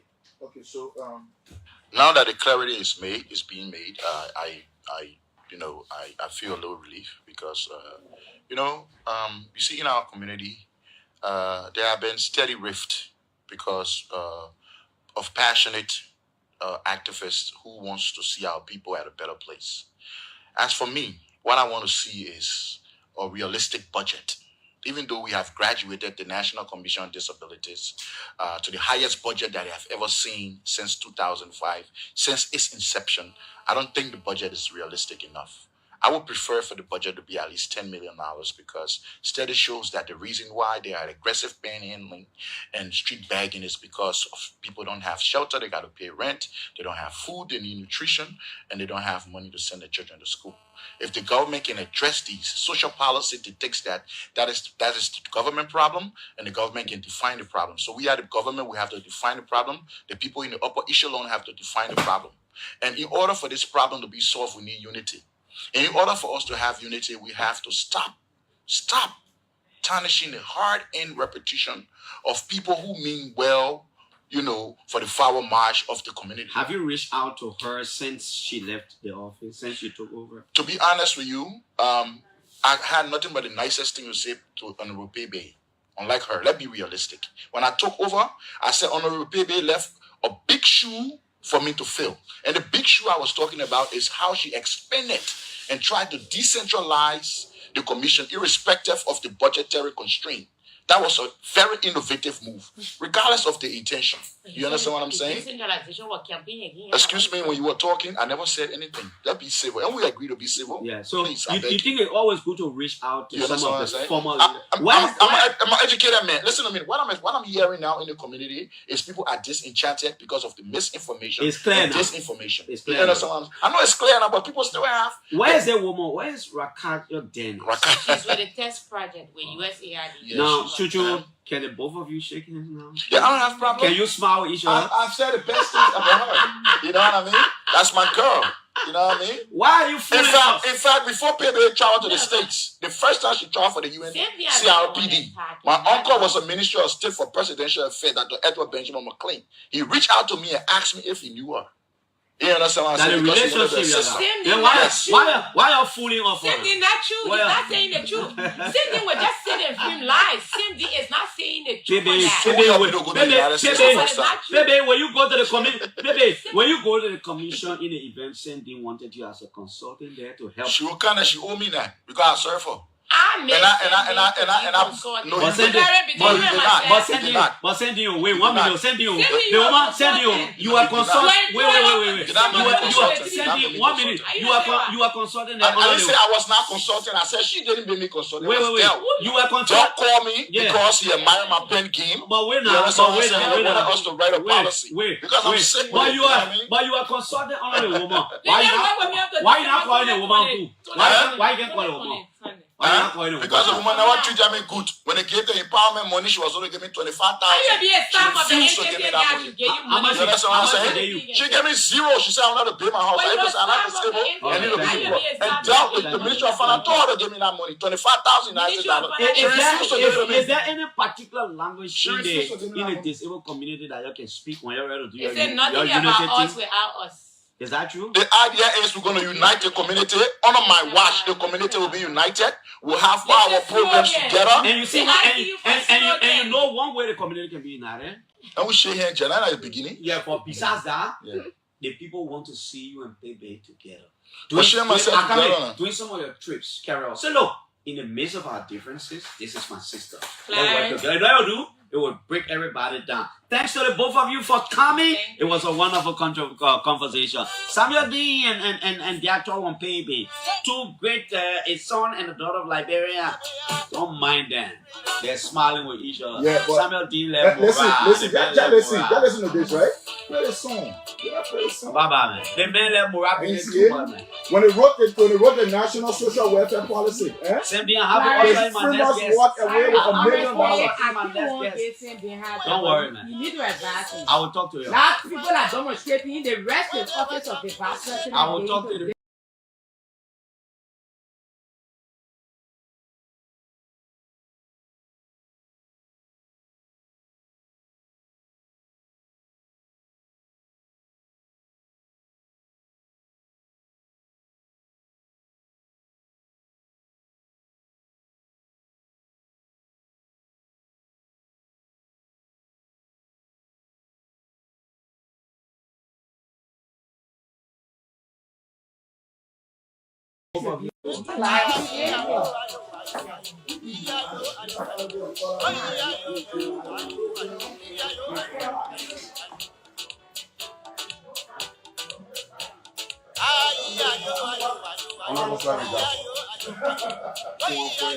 Ansu Dole is here with all degree of sanctity.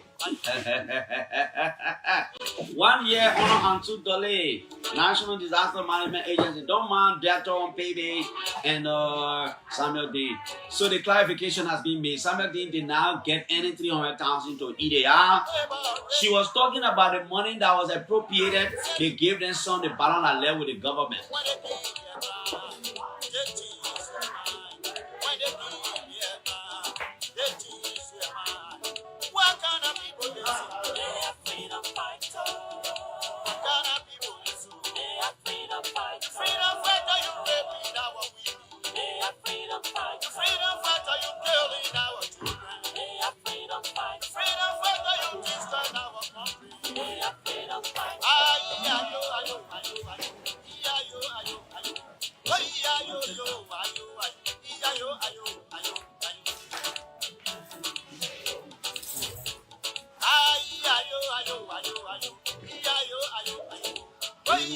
Okay,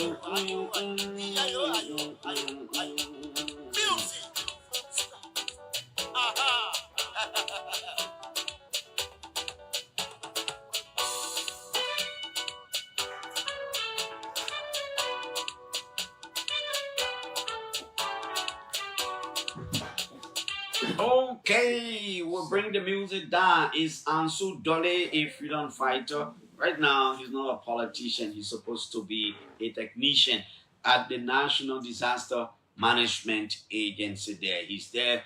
Joseph Boakai will win an election in 2023 and subsequently take over as Liberia's president, appointing Ansu Dole as head of the National Disaster Management Agency. He's a benefit of political march. He comes from the All Liberian Coalition Party. Mr. Dole, good morning. It's good to have you here again after several months. My good friend. The people say they like to listen to the both of us. I don't know why. Ansu, good morning. Good morning, Clarence, and happy birthday to you for being born today. Yeah. So I'm very grateful and happy that I'm sitting behind this mic this morning to deliberate on various issues, including the National Disaster Management Agency. The man's phone is automatic. What? Ansu, that phone there? This is not my phone. Last time I saw that phone, I think I was Joe Biden. Yeah, but let's go. You are talking. Yeah, and you know, Ansu, on my birthday, I even had a kind of work. That's it. How is life? How is everything going, by the way? Well, there's a life, different kinds of life as a practical technician, and another life as a politician, and an extraordinary life as an administrator and head of agency. Okay. And so we have experienced all, and we are trying. And where we are right now, Clarence, is that we got to do those things that will bring further credibility to the government. I know. What does it take coming from being a mean politician to getting yourself somewhere as a technician now? How are you coping? Oh, well, and they are intertwined. You want to pull the mark up small to meet your height? They are intertwined, being a technician and a politician, being a typical politician on the street and governing people is actually different from being an actual administrator. And we are coping with it, and we are moving fine. And I think the history and what we are doing can speak for itself. So we wouldn't want to dwell on that very much, but I think things is moving at the right trajectory.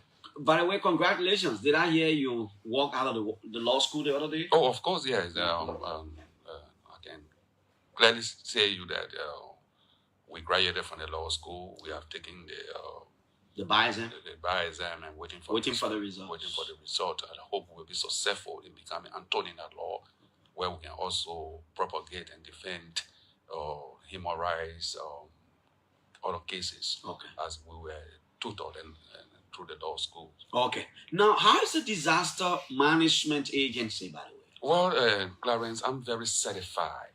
I feel partially fulfilled, and I want to be grateful to the President, His Excellency, President Joseph Newman Boakai, for affording us the opportunity to serve Liberia under his watch. At the National Disaster Management Agency, Clarence, we made an agency that we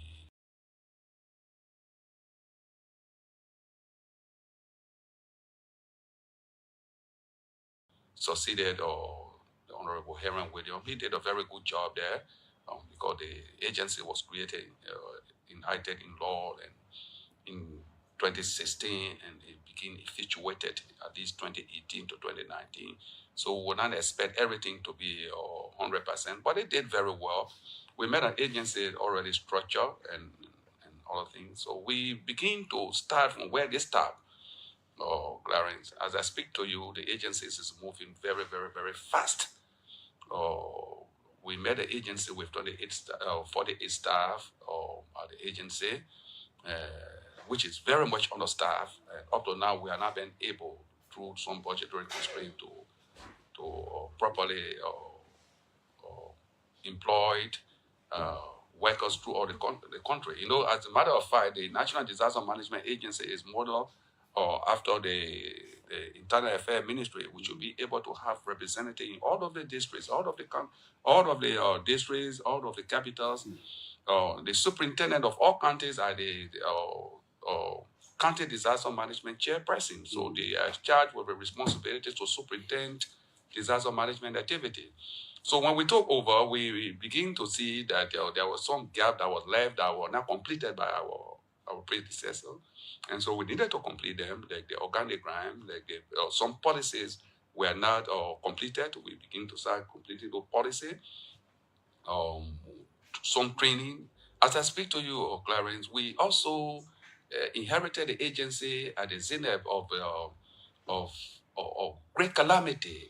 The United Nations UNDP have already informed us that 2024 would have been a great disaster in flooding.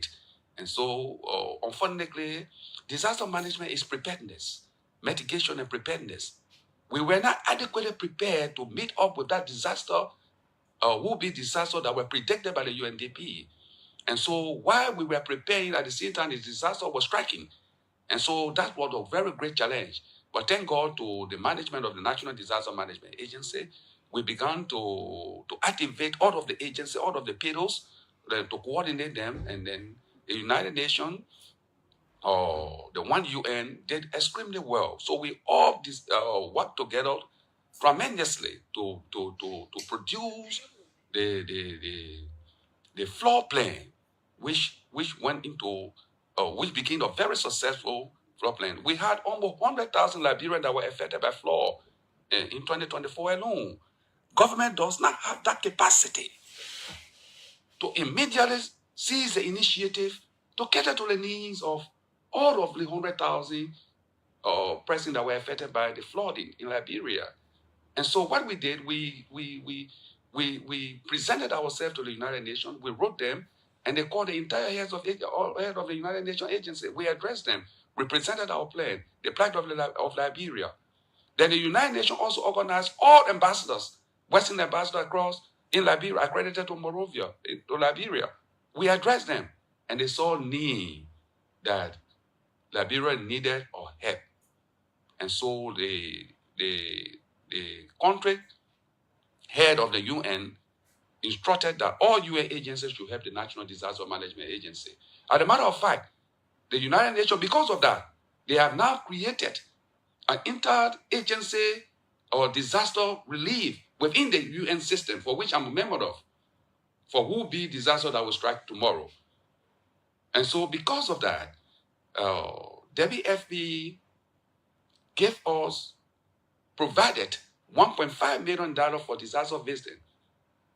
That is 5,200 family heads, constituting 26,000 persons that directly benefited from the UNDP cash transfer.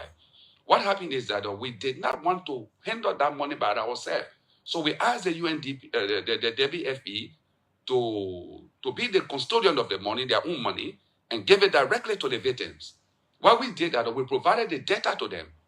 That data was also verified by the UNDP team and our team to further verify, to see the authenticity of what we did. And so as I speak to you, that project is ending this month. 26,000 Liberians got $40 to $45 every month over a period of 3 months, buttressing the effort of government. So we did that.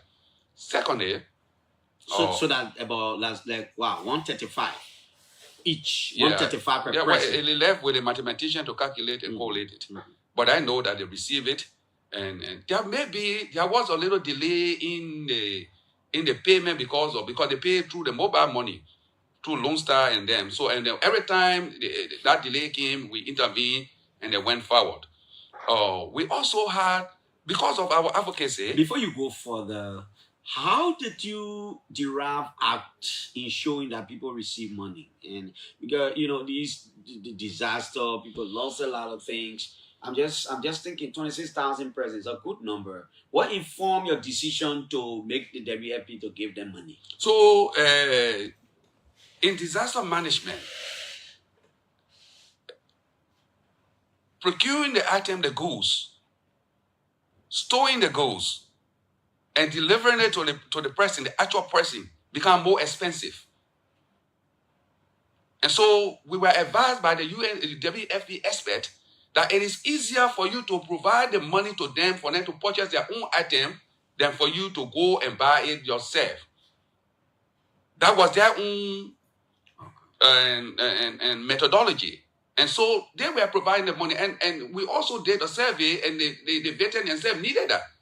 Okay. Instead of buying the rice and giving it to them directly, they also feel that when you go into their home, maybe they wouldn't buy rice. Yeah. Okay, so the idea is, so if we have a family of 10, that 45 times 10 every month, right? No, I don't think so. So I just want a little bit of clarity. No, that is not how it look like. Okay. And so I told you 5,200 family heads. So the family head family heads. So that 45 is per family. It's per family head. So I'm the head of the family. Even if we are 10 in the house, that's $45. It constitutes everybody. Okay. You know. I just wanted that. And so what we did was that we couldn't cover the entire 100,000. So we are also working with other partners like the Red Cross. I'm very happy that we have a very good rapport with them. And so when the Red Cross and ours also have the data, they also took 1,000 family heads through the European Union Fund. And so we had to give them some other money too, like $200 each to to repair their houses and other things through the Red Cross. So what we did, the family that will be benefiting from the WFP funding will not be the same family that will be benefiting from the Red Cross funding, because we will have 100,000 pressing. So, for example, UNICEF also gave us some water gas, some gallons. So we have to distribute it among them. Save the children. We talk to them. We took 2 counties, so we needed to decentralize our activities. One county benefited from Save the Children, and River Access County, school kids. Veterans have children that are supposed to go to school, so they procure over 500,000, 200,000 to 300,000 worth of materials, school-going materials, and distributed with some few bag of rice, presented to the NDMA. We did it jointly to get it to them. We give it to them, and that is about the relief aspect. We are very grateful to the United Nations. We are grateful to our partners that buttressing the effort of government as it relates to the disaster management activities. Okay. So if you were jotting down your achievements over the months that you've been in office for, what will you say? In the first place, I want to also thank government for providing some money to us. That we ourselves as disaster management agency directly distributed food items to a lot of disaster victims in Monserrado County, in Yepedu, for example, where in the Foya district, where there was the treatment of the earth, people move from one place to another. We cater to them with mattresses and rice. In the Kwadu Boni district, in one other time in Kwadu Boni, where the storm king Zin left the house, we also get 100 bundles of zinc, some rice, and some mattresses. We responded in River Access in time, where there was flooding. We immediately contacted the Chief of Staff of the Armed Forces of Liberia, and we formed a joint team, and we responded to them. We rescued people through the AFL. Our people were there on time. After that, we also went there with some relief item. The county management, the legislative management also donated 150 bags of rice to us. We are thankful to them. Plus what we have now pre-positioned humanitarian items, food items in Buchanan. What we are doing right now is also pre-position some of those. When you say pre-position, a technical thing, what do you mean? All right, so we will not wait for disaster to strike before we take material from Morovia to send it to other counties. So we have regional hubs, one in Buchanan, one in Bond County, and the southeastern region. We have all 2 there, in Maryland, and one in Sando. And so what we're doing now is that try to procure some items, zinc, rice, and other things, and put them into those warehouses. When there's a disaster striking somewhere, when there's a windstorm taking zinc somewhere, we don't have to come to Monrovia Central Headquarters to take the zinc and move it out to Riverside. We contact Buchanan and Buchanan will carry there. This is how we want to do to decentralize our activities. As it relates to our management, our training, we have been able, through our WASH, for members of the National Disaster Management Agencies to be trained internationally. Just the last time, we have 10 employees of the National Disaster Management Agency going to Nairobi to be trained in disaster-related activities. In February, the entire senior management, 14 senior managers, will be in Nairobi to be trained in loss and damage, how it's been calculated.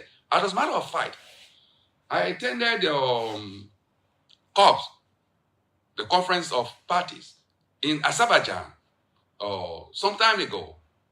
I'm happy that we are working with the Environmental Protection Agency. Dr. Yakwaru is a very good friend. He's very cooperative. And we went together. It was here. And we did very well to sell Liberia in that conference. I can tell you that Dr. Yakwaru did extremely well. And we all spoke to international journalists. We addressed conferences. We addressed committees. All other countries have pavilions in Azerbaijan. Liberia did not have. That Yakwaru have ensured that we have a pavilion in Brazil in the next COP, which we are working tirelessly towards. And so in that conference, we met the head of the loss and damage of the Santiago network. Liberia today is represented by the National Disaster Management Agency as the Santiago network through the National Disaster Management Agency. There's a money there that Liberia will be able to have. You know, since the Ebola, there have been no calculation of loss and damage in this country. They started in 2014 and ended up in 2016, according to the data that were presented to all by the head of the Santiago network. So how loss and damage is being calculated? What do you mean loss and damage? Okay. When we say loss and damage, when disaster strike, for example, when there is a flooding, materials will get damaged. Houses will be dislodged. House utensils will be gone. How do you calculate that to get it into a monetary value? That calculation is a special kind of training. So the disaster veteran themselves is being paid for that. You got to pay for it. So how do you calculate the makeshift house and the concrete building? What's the value? Are they all equally value?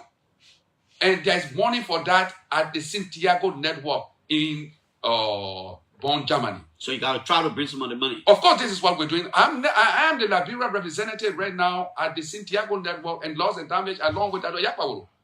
What are your challenges? We have so many challenges. But we thank God. Today, our workforce are demoralized. And we're trying to lift up their spirit. As a matter of fact, the Disaster Management Agency should have been an autonomous agency. It is an autonomous agency by the Act, but the harmonization brought it under the civil service structure, which is hampering our movement. Workforce comes to work. Some live in far places. It's very difficult. This is the reason why I'm thankful to the Liberian government. They are giving us some allotment. We are now buying 2 buses to get our workforce to work. 2 brand new buses. By the end of this month, they will be there. Our workforce will be coming from one place to another and we'll meet on time. Disaster is preparedness. How are we preparing ourselves? We cannot be coming to work 10 o'clock in the day, in the morning, and we expect ourselves to be effective, to be efficient. To be efficient means you got to come to work soon. The building itself for which we are in was dilapidated. It's a very old government building. It leaks from all over. We are now bringing it up to top of standard. The painting is going on. There was no bathroom. We have over 18 bathrooms at the National Disaster Management Agency. Guess what, Clarence? All of our workforce go beyond the building to ease themselves. Some go to different ministries to ease themselves. No bathroom is functional. What are you doing to get those bathrooms? And so this is what we are doing momentarily. This is what we are doing right now. There is a construction going on. There is a rehabilitation going on. We will activate all of the bathrooms for our workforce to be very, in a very comfortable spirit. People will use the bathroom now. The building is being painted. The conference hall, Clarence, a very big conference hall, but with nothing inside. Today, as I speak to you, no, you are invited to go and through and see what I'm talking about. Yeah, I saw some painting going on. I'll find time to go there. And the conference halls will be a state-of-the-art conference hall where any ministry or agency can go there and have an international conference. Funded by the disaster agency? Funded by the Liberian government. Okay. Now, and so the disaster management agency is crucial, you know, to the way our governance system is, and especially at the time where the rainy season can be very tough sometimes. The way you sit as the head, and I know you have a lot of technical people, what are they telling you about what do you need as a budget? I hear you talking about regional structures, you know, carrying these things so that you get prepared for disaster. That's the essence. What do you have now as a budget? What do you really need as a budget to work better? We need not less than $5 to $6 million budgetarily every budgetary allocation to actually work effectively. What do you have now? We have nothing. We have just besides salary. Now we have the 150,000 for all of small things that we cannot do. But meanwhile, be cognizant of the fact that. No, 1 minute. I'm coming. Maybe I want to say inclusive of salary. The point I'm making is in the current budget year, how much? In the current budget year, we were allotted through the legislature some $1.5 million, which we didn't get. We got some 500,000 for which we're working. They appropriated and approved 1.5 million. Yeah, extra for disaster. Yeah, entirely salary, everything for disaster management. Inclusively. Yeah. So we of that money, how much is supposed to be for salary? How much is supposed to be? About 700,000 for salary. Yeah. Salary there, you. Yeah. So government has a lot of challenges, but we are still appealing. So what we did also, we talked to the World Bank to see how disaster can be effectively managed and supported. And the World Bank. So, but I want to also get it step by step. So you appropriated 1.1 in the last budget. Yeah, 1.5, right? But what you really need to work is $5 million. $5 million to actually work for disaster. You're not going to employ any new person, but what you need to work all. No, that will include actually employing specialized people across the country. Because we need people to work. Well, as I speak to you, we are working at a very dangerous level right now. We have to sign contracts with volunteers in counties to entrust them with millions of dollars of goods. It's very dangerous. They are not employed. But why are you signing contract with them? Volunteers? Yeah, we got to have some commitment with somebody. You can't just send. They are working with us for a very long time. We assign them motorcycles. We met that there. And we met with they had no contract signed with the disaster management. They were just working voluntarily. They loved the job. We decided to bring them under our own jurisdiction, and right, they are under our jurisdiction by signing some kind of document that this is a process that you own, and when the employment time reaches, we will try to incorporate you into the system, but we stay managing you and you work for us. This is the kind of thing that we are doing right now. So. The World Bank is offering $20 million. That $20 million is not a money seated right there that the disaster management will use. That money will be used when there is a major disaster occurring. Then the modality is being worked out. We have not concluded on that yet. Who's going to manage the money? Well, the money it's a Liberian government. It will be in a consolidated account, and the disaster management is, of course, the one that will be using the money. But it will be used in collaboration with the finance ministry, with the regulations, how it's used, how we report on it. Probably exclusively for disaster. It's exclusively for disaster-related activities. Yeah, but it's not a money that is seated that we will go there every time. There got to be an event. There got to be an activity. There got to be some. So what I'm arguing is that, and I want them to understand for where I stand. Disaster begins from preparedness. It begins from the vulnerability studies in flood-prone community. We got to study what it means. We got to know how many words will be affected in community or West Point, for example. So the money cannot be seated there and waiting for the disaster to occur when we are not even prepared to manage the disaster itself. So the management, the preparedness, the awareness in the community all before disaster. Also, the fire should burn first before you start. So your argument is we want portion of that money to work with. That is what I'm saying. To take care of early warning. Early warning. The early warning system, for example. For example, I can tell you, the UNDRR. What is it? That's the United Nations Disaster. It says the UND is the United Disaster Risk Reduction arm of the United Nations. Okay. They are sponsoring most of the things that we do in the early warning thing. We have a budget of 20 to 25 million in the early warning for all initiative. They have trained our people. We have a lot of conferences in Liberia. And a matter of fact, Liberia in West Africa is the only country through the Disaster Management Agency that have benefited from that. So our early warning system, how Liberians will know that there is a flood coming in the next 2-3 days. We have to prepare ourselves. Disaster management is preparedness. Probably you're not making your case. The case is being made every day at the Ministry of Finance, for which we also know better. We are talking to them. They got to understand it. But you see, I also talked to the head of the World Bank. In fact, what I'm telling them, initially they told me that there got to be great calamity. There got to be great disaster occurring. Then the president declared state of emergency. So I told her that every day we have a great emergency in the country. You cannot have great calamity first before you go. There's something called national emergency. So when the president will call state of emergency, they have their own procedure. No, that's the procedure. So we got to reduce it from one level to another to enable us to use the money for the activities. People are dying all over. The disaster is occurring all over. The earth is shaking in Lofa County. We do not know where it will strike. Right? The British system in Liberia.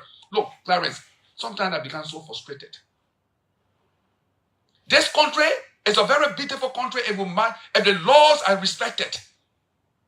You saw 100,000 individuals being displaced, running helter-skelter across the country. Some of it were our own negligence. People being in drainages. They're being in swamp. Cognizance of the fact that when you're being in swamp, the water will not have a way to go. It will flow in the communities. So we got to stop that. I want to thank the public work ministry for working along with us in seeing that drainages will be open, with stopping people that will be being in swamp, and we have to take the hard decision in demolishing houses. If you go to the Omega community right now, swamps is being transformed into dry land. Now, you talked a lot about some of the challenges and some of the progress you're making. You talk about boosting employees' morale, international training, some coming up. What are you doing about awareness and sensitization? This is where we really lacking. And this is where this year,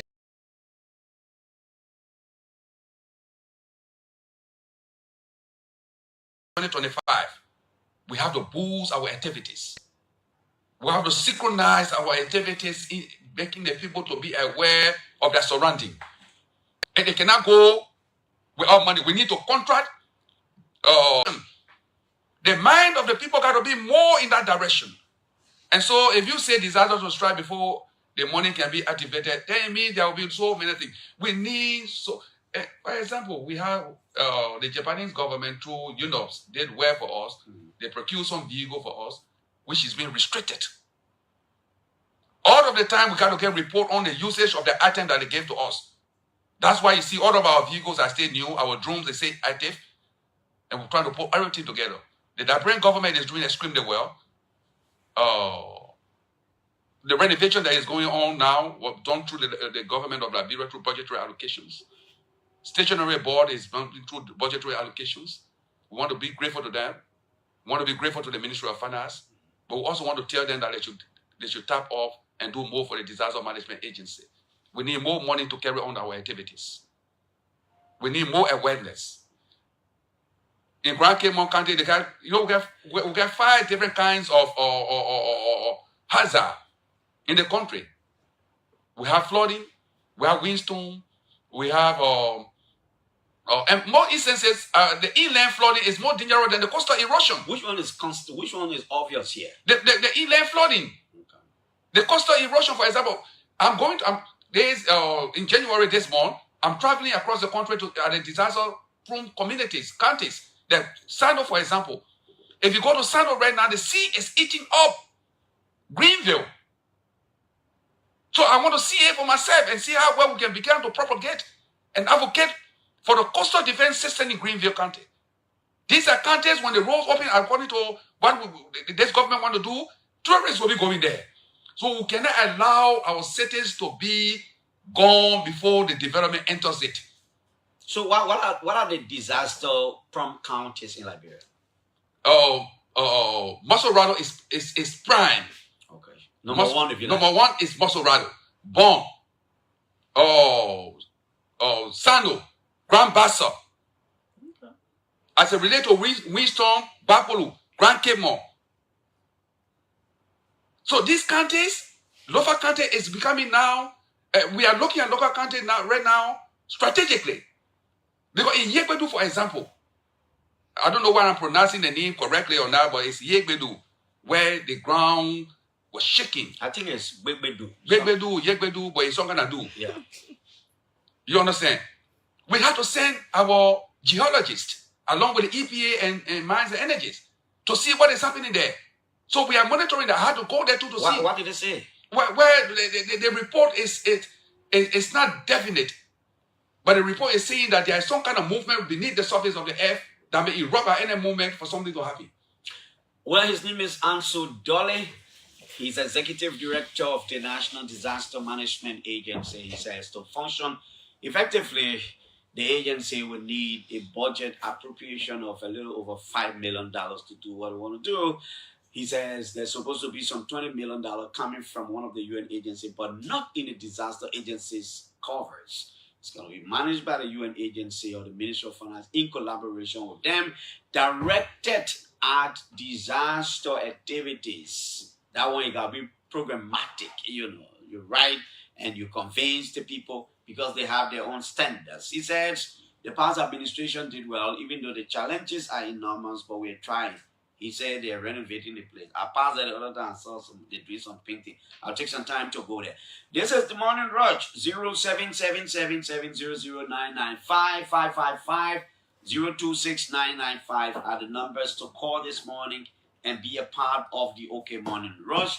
Today is the 13th of January, my birthday, but I'm here. Hello. Good morning. Hello, good morning. Good morning, sir. And let me say good morning to the brother in studio with you, the honorable man. My name is Da Plato. Clarence, usually when you host certain program and I'm privileged to enter the line, I always make certain things clear that there are certain conversations you host that are above party politics. I always say that. What our brother is saying in that studio, it deserves serious national attention, and everybody needs to put their hands together to give him the support needed across political lines. If you see today what is occurring in America, Los Angeles, the fire that is destroying people has killed more than 16 persons and consuming and destroying homes.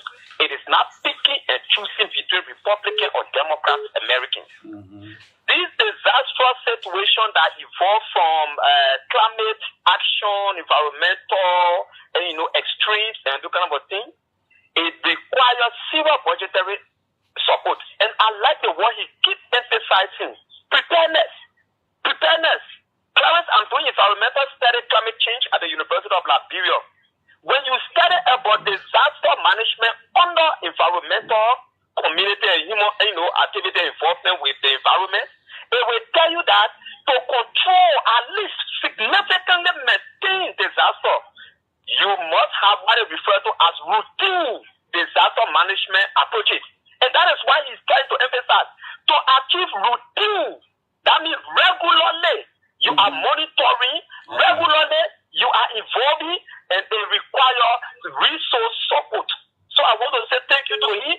I really wish to know him. I will find the time because there's a group of students of us who are just focusing instead of conservation and disaster management. I will find time to meet with the brother Dolly to see how best we can sit down and understand how he can expand in the student community with those focus on environmental study and climate change. Thank you. Thank you, brother. Thank you. Hello. Good morning. Good morning, sir. Good morning, Piso. How are you? Good morning. I'm good. I'm good. On behalf of the listeners, I want to say happy birthday to you. Although we send it through all of me, social media or whatsoever, but publicly, thank you, I want to say happy birthday thank you. As one of the best managers of our radio stations in our country. Thank you, Chief. Thank you so much. And let me say good morning to my brother, Dolly. Good morning, how are you? This is PG playing Israel. Good morning, Director. How are you? Good morning, how are you? Clarence, quickly, let me join the director. You know, our people have the saying, prevention is better than cure. So the World Bank and international partners need to come together swiftly and, to provide funding. Because the issue of awareness in the communities, over radio stations, newspapers, through jingles, traditional, dialects, and then go to all of the villages and towns to tell our people where to build, where not to build, where to go, where not to. It's important, but we need to wait. Like for example, when Ebola broke out in this country, thousands of people die. At the end of the day, partners are coming in and doing it's a waste of time. So the best thing to do, what they need to do some revision in the I know is restrained because there are some orders and procedures gathered through that money. But so at least a percentage of the money should be given to the institution to go and do a community awareness and to let our people know what is happening in the very particular Dallas. Okay. Like for example, take example in Sino. People, the ocean is carrying Greenville, Mississippi Street is gone, downtown gone. So these things need to be, the awareness should be done by this institution. So they need to August well and do what they can do the best. Thank you. Thank you. Let me take a caller from out of this country. Hello. Good morning, Clarence. Frank Kimson in the call from Paris. Good morning, Frank. Good morning to Honorable Dolly. Good morning, Frank. Sometimes Clarence God people in different ways and different type of punishment that comes on people or on a nation. There is a scripture in the Holy Quran that says, God does not punish anybody until that person deserves the punishment. That's a scripture. So sometimes you see what is happening in other countries is because those people of those countries do want to change themselves. And they do want to, and they deserve the punishment. That's why God punishes them. This is what we are seeing in Los Angeles. That's a punishment from from God to the people of America for killing innocent children in Gaza. Joe Biden is killing the people. So let's come to Liberia now. Let's come to the disaster issue. Yeah, but let me all that in there. We're talking about what disaster here, man, friend. Now, when it comes to Liberia, we are seeing disasters everywhere. And because of President of the Republic of Liberia said he's going to dance with the devil. And when he wins, that's what the devil is trying to pay Liberia. But my question is to Honorable Dolly is that the budgets are just been passed. Honorable Dolly, when did you defend your budget in front of the legislature? When were you called to appear for the budget hearing to defend the budget? And how much is your budget now to the legislature? Did you tell those legislators that you were sitting in front of them defending your budget? Did you defend your budget in your presence, please? Thank you, Chief. Thank you, very Chief. much. Yeah, but we're talking about disaster, man. I'm going way to Los Angeles. Boy, I know what in here, America. Yeah, but I know what boy America is. Let's hear you.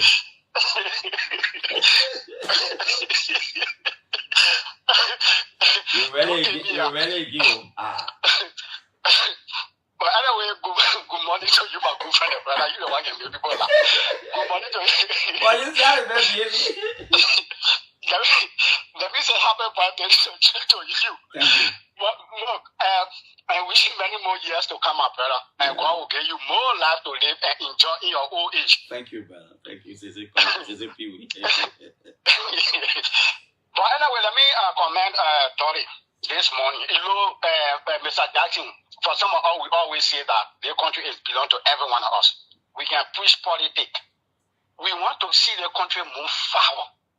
Whosoever, even if that Mr. Jackson, that people say they want, if other people not like him, but they should like for country. And what we've been telling people, but they listen to us, but some of us will not be like them. If we see good thing, we'll say it. If the wrong thing, then we'll spray it out. But I just, for my young in there, he had the own way. Then, but now, soon as he's different over there, they will start to call you and say, young man, we have heard you. The budget is there for you. Because we see the disaster just taking God. I know what happened. You know, that one is not politics. You can dance with devil, you can dance with devil, but this one is not a politics. We need to put seriousness into this thing. If care not taking, the country will wear up. Last year, before I drop a line, and last time I heard you saying something, and I'm working on it with some of my lawyers. New Star and Orange, particularly New Star, they are network. And thank God for your good friend and brother Patrick Horner sitting right there when he used to be talking loudly in this country. Man, don't dilute our discussion here, man. No, I'm just saying in the interest of everyone of us. You and Frank Gibson, you can dilute people's discussion. No, they're not dilute. It's a fact that we want for the company to improve. Tomorrow I will call you so you will tell I will call you. Oh, okay, thank you. Thank you. Last caller. Mr. Dolly, let's come back to you. It seems everybody is with you on this one. You know, Clarence, as I sit here and sit behind my desk at the National Disaster Management Agency, I don't sit there as a politician. I don't sit there as a member of a particular political institution. I sit there and see myself as somebody who the president have confidence in and must do what I was appointed for. The president of the Republic of Liberia have done extremely well in advocating disaster management activities. You have told everybody. Look, Clarence. Last year, I told the people there will be flooding across the country and hundreds of thousands of Liberians will be on the move. It happened. As I sit in my office, I don't sleep. My phone rings from all sides. The fire is burning somebody's house on the other side. I had to practically be calling the fire service at the same time, sending our risk analysts there to take data. The few weeks alone, fire disasters have overwhelmed us across Mosorado County. I called the director for the fire service agency 2 days ago, and we have a pending meeting on how well we can start the mobilization, how well we can start giving awareness to the people. Garbage burning, for example. Candle burning, for example. These are disasters that are waiting to occur every day. So our people will be moving with some disaster item and other things to give to fire victims. Right here, up Broad Street, there was a fire accident there. We responded there adequately with zinc, rice, and all what have you. But we cannot be waiting for it to occur before we talk. We need this money for awareness, for preparedness. Disaster management is preparedness. It is not intervention. The recovery process of a disaster is long and expensive. Very expensive, Clarence. The fire, thank God, incident in Total, we are still responding to it.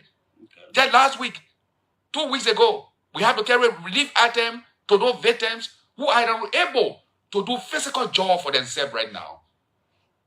So the recovery is expensive. So why should we wait for the recovery before we intervene and mitigate and before we have preparedness and prevention? So we are advocating, we are asking government, we are asking the finance ministry. The NGOs, the United Nations, the international organizations are doing extremely well. But we need more budgetary allocation. We need money. We cannot work without money. Our people, we want to call, and I'm working it up with the Environmental Protection Agency, to call the great national disaster management conference somewhere in Ghana or in Senegal, where the entire country, for example, the superintendent of all counties work with us. The idea is saying that all superintendents are chairmen of disaster management local committees. Besides reporting to the internal affairs minister, we should be working together to see how well we can mitigate disaster in the country and prevent it and respond to it effectively. Okay, Mr. Ansu Dole. It actually used to be the county inspector. I think they changed it now. They amended the law. Thank you so much for coming. We look forward. Keep advocating for disaster victims across the country to make your agency better. Mr. Dole, thank you so much for coming. Thank you, Clarence, and I will always be grateful to you for inviting me on crucial issue. Thank you very much. Okay. So, man, Ansu Dole, man. My name is P, so I'm out of here. I'll join you back here tomorrow morning. Bye-bye.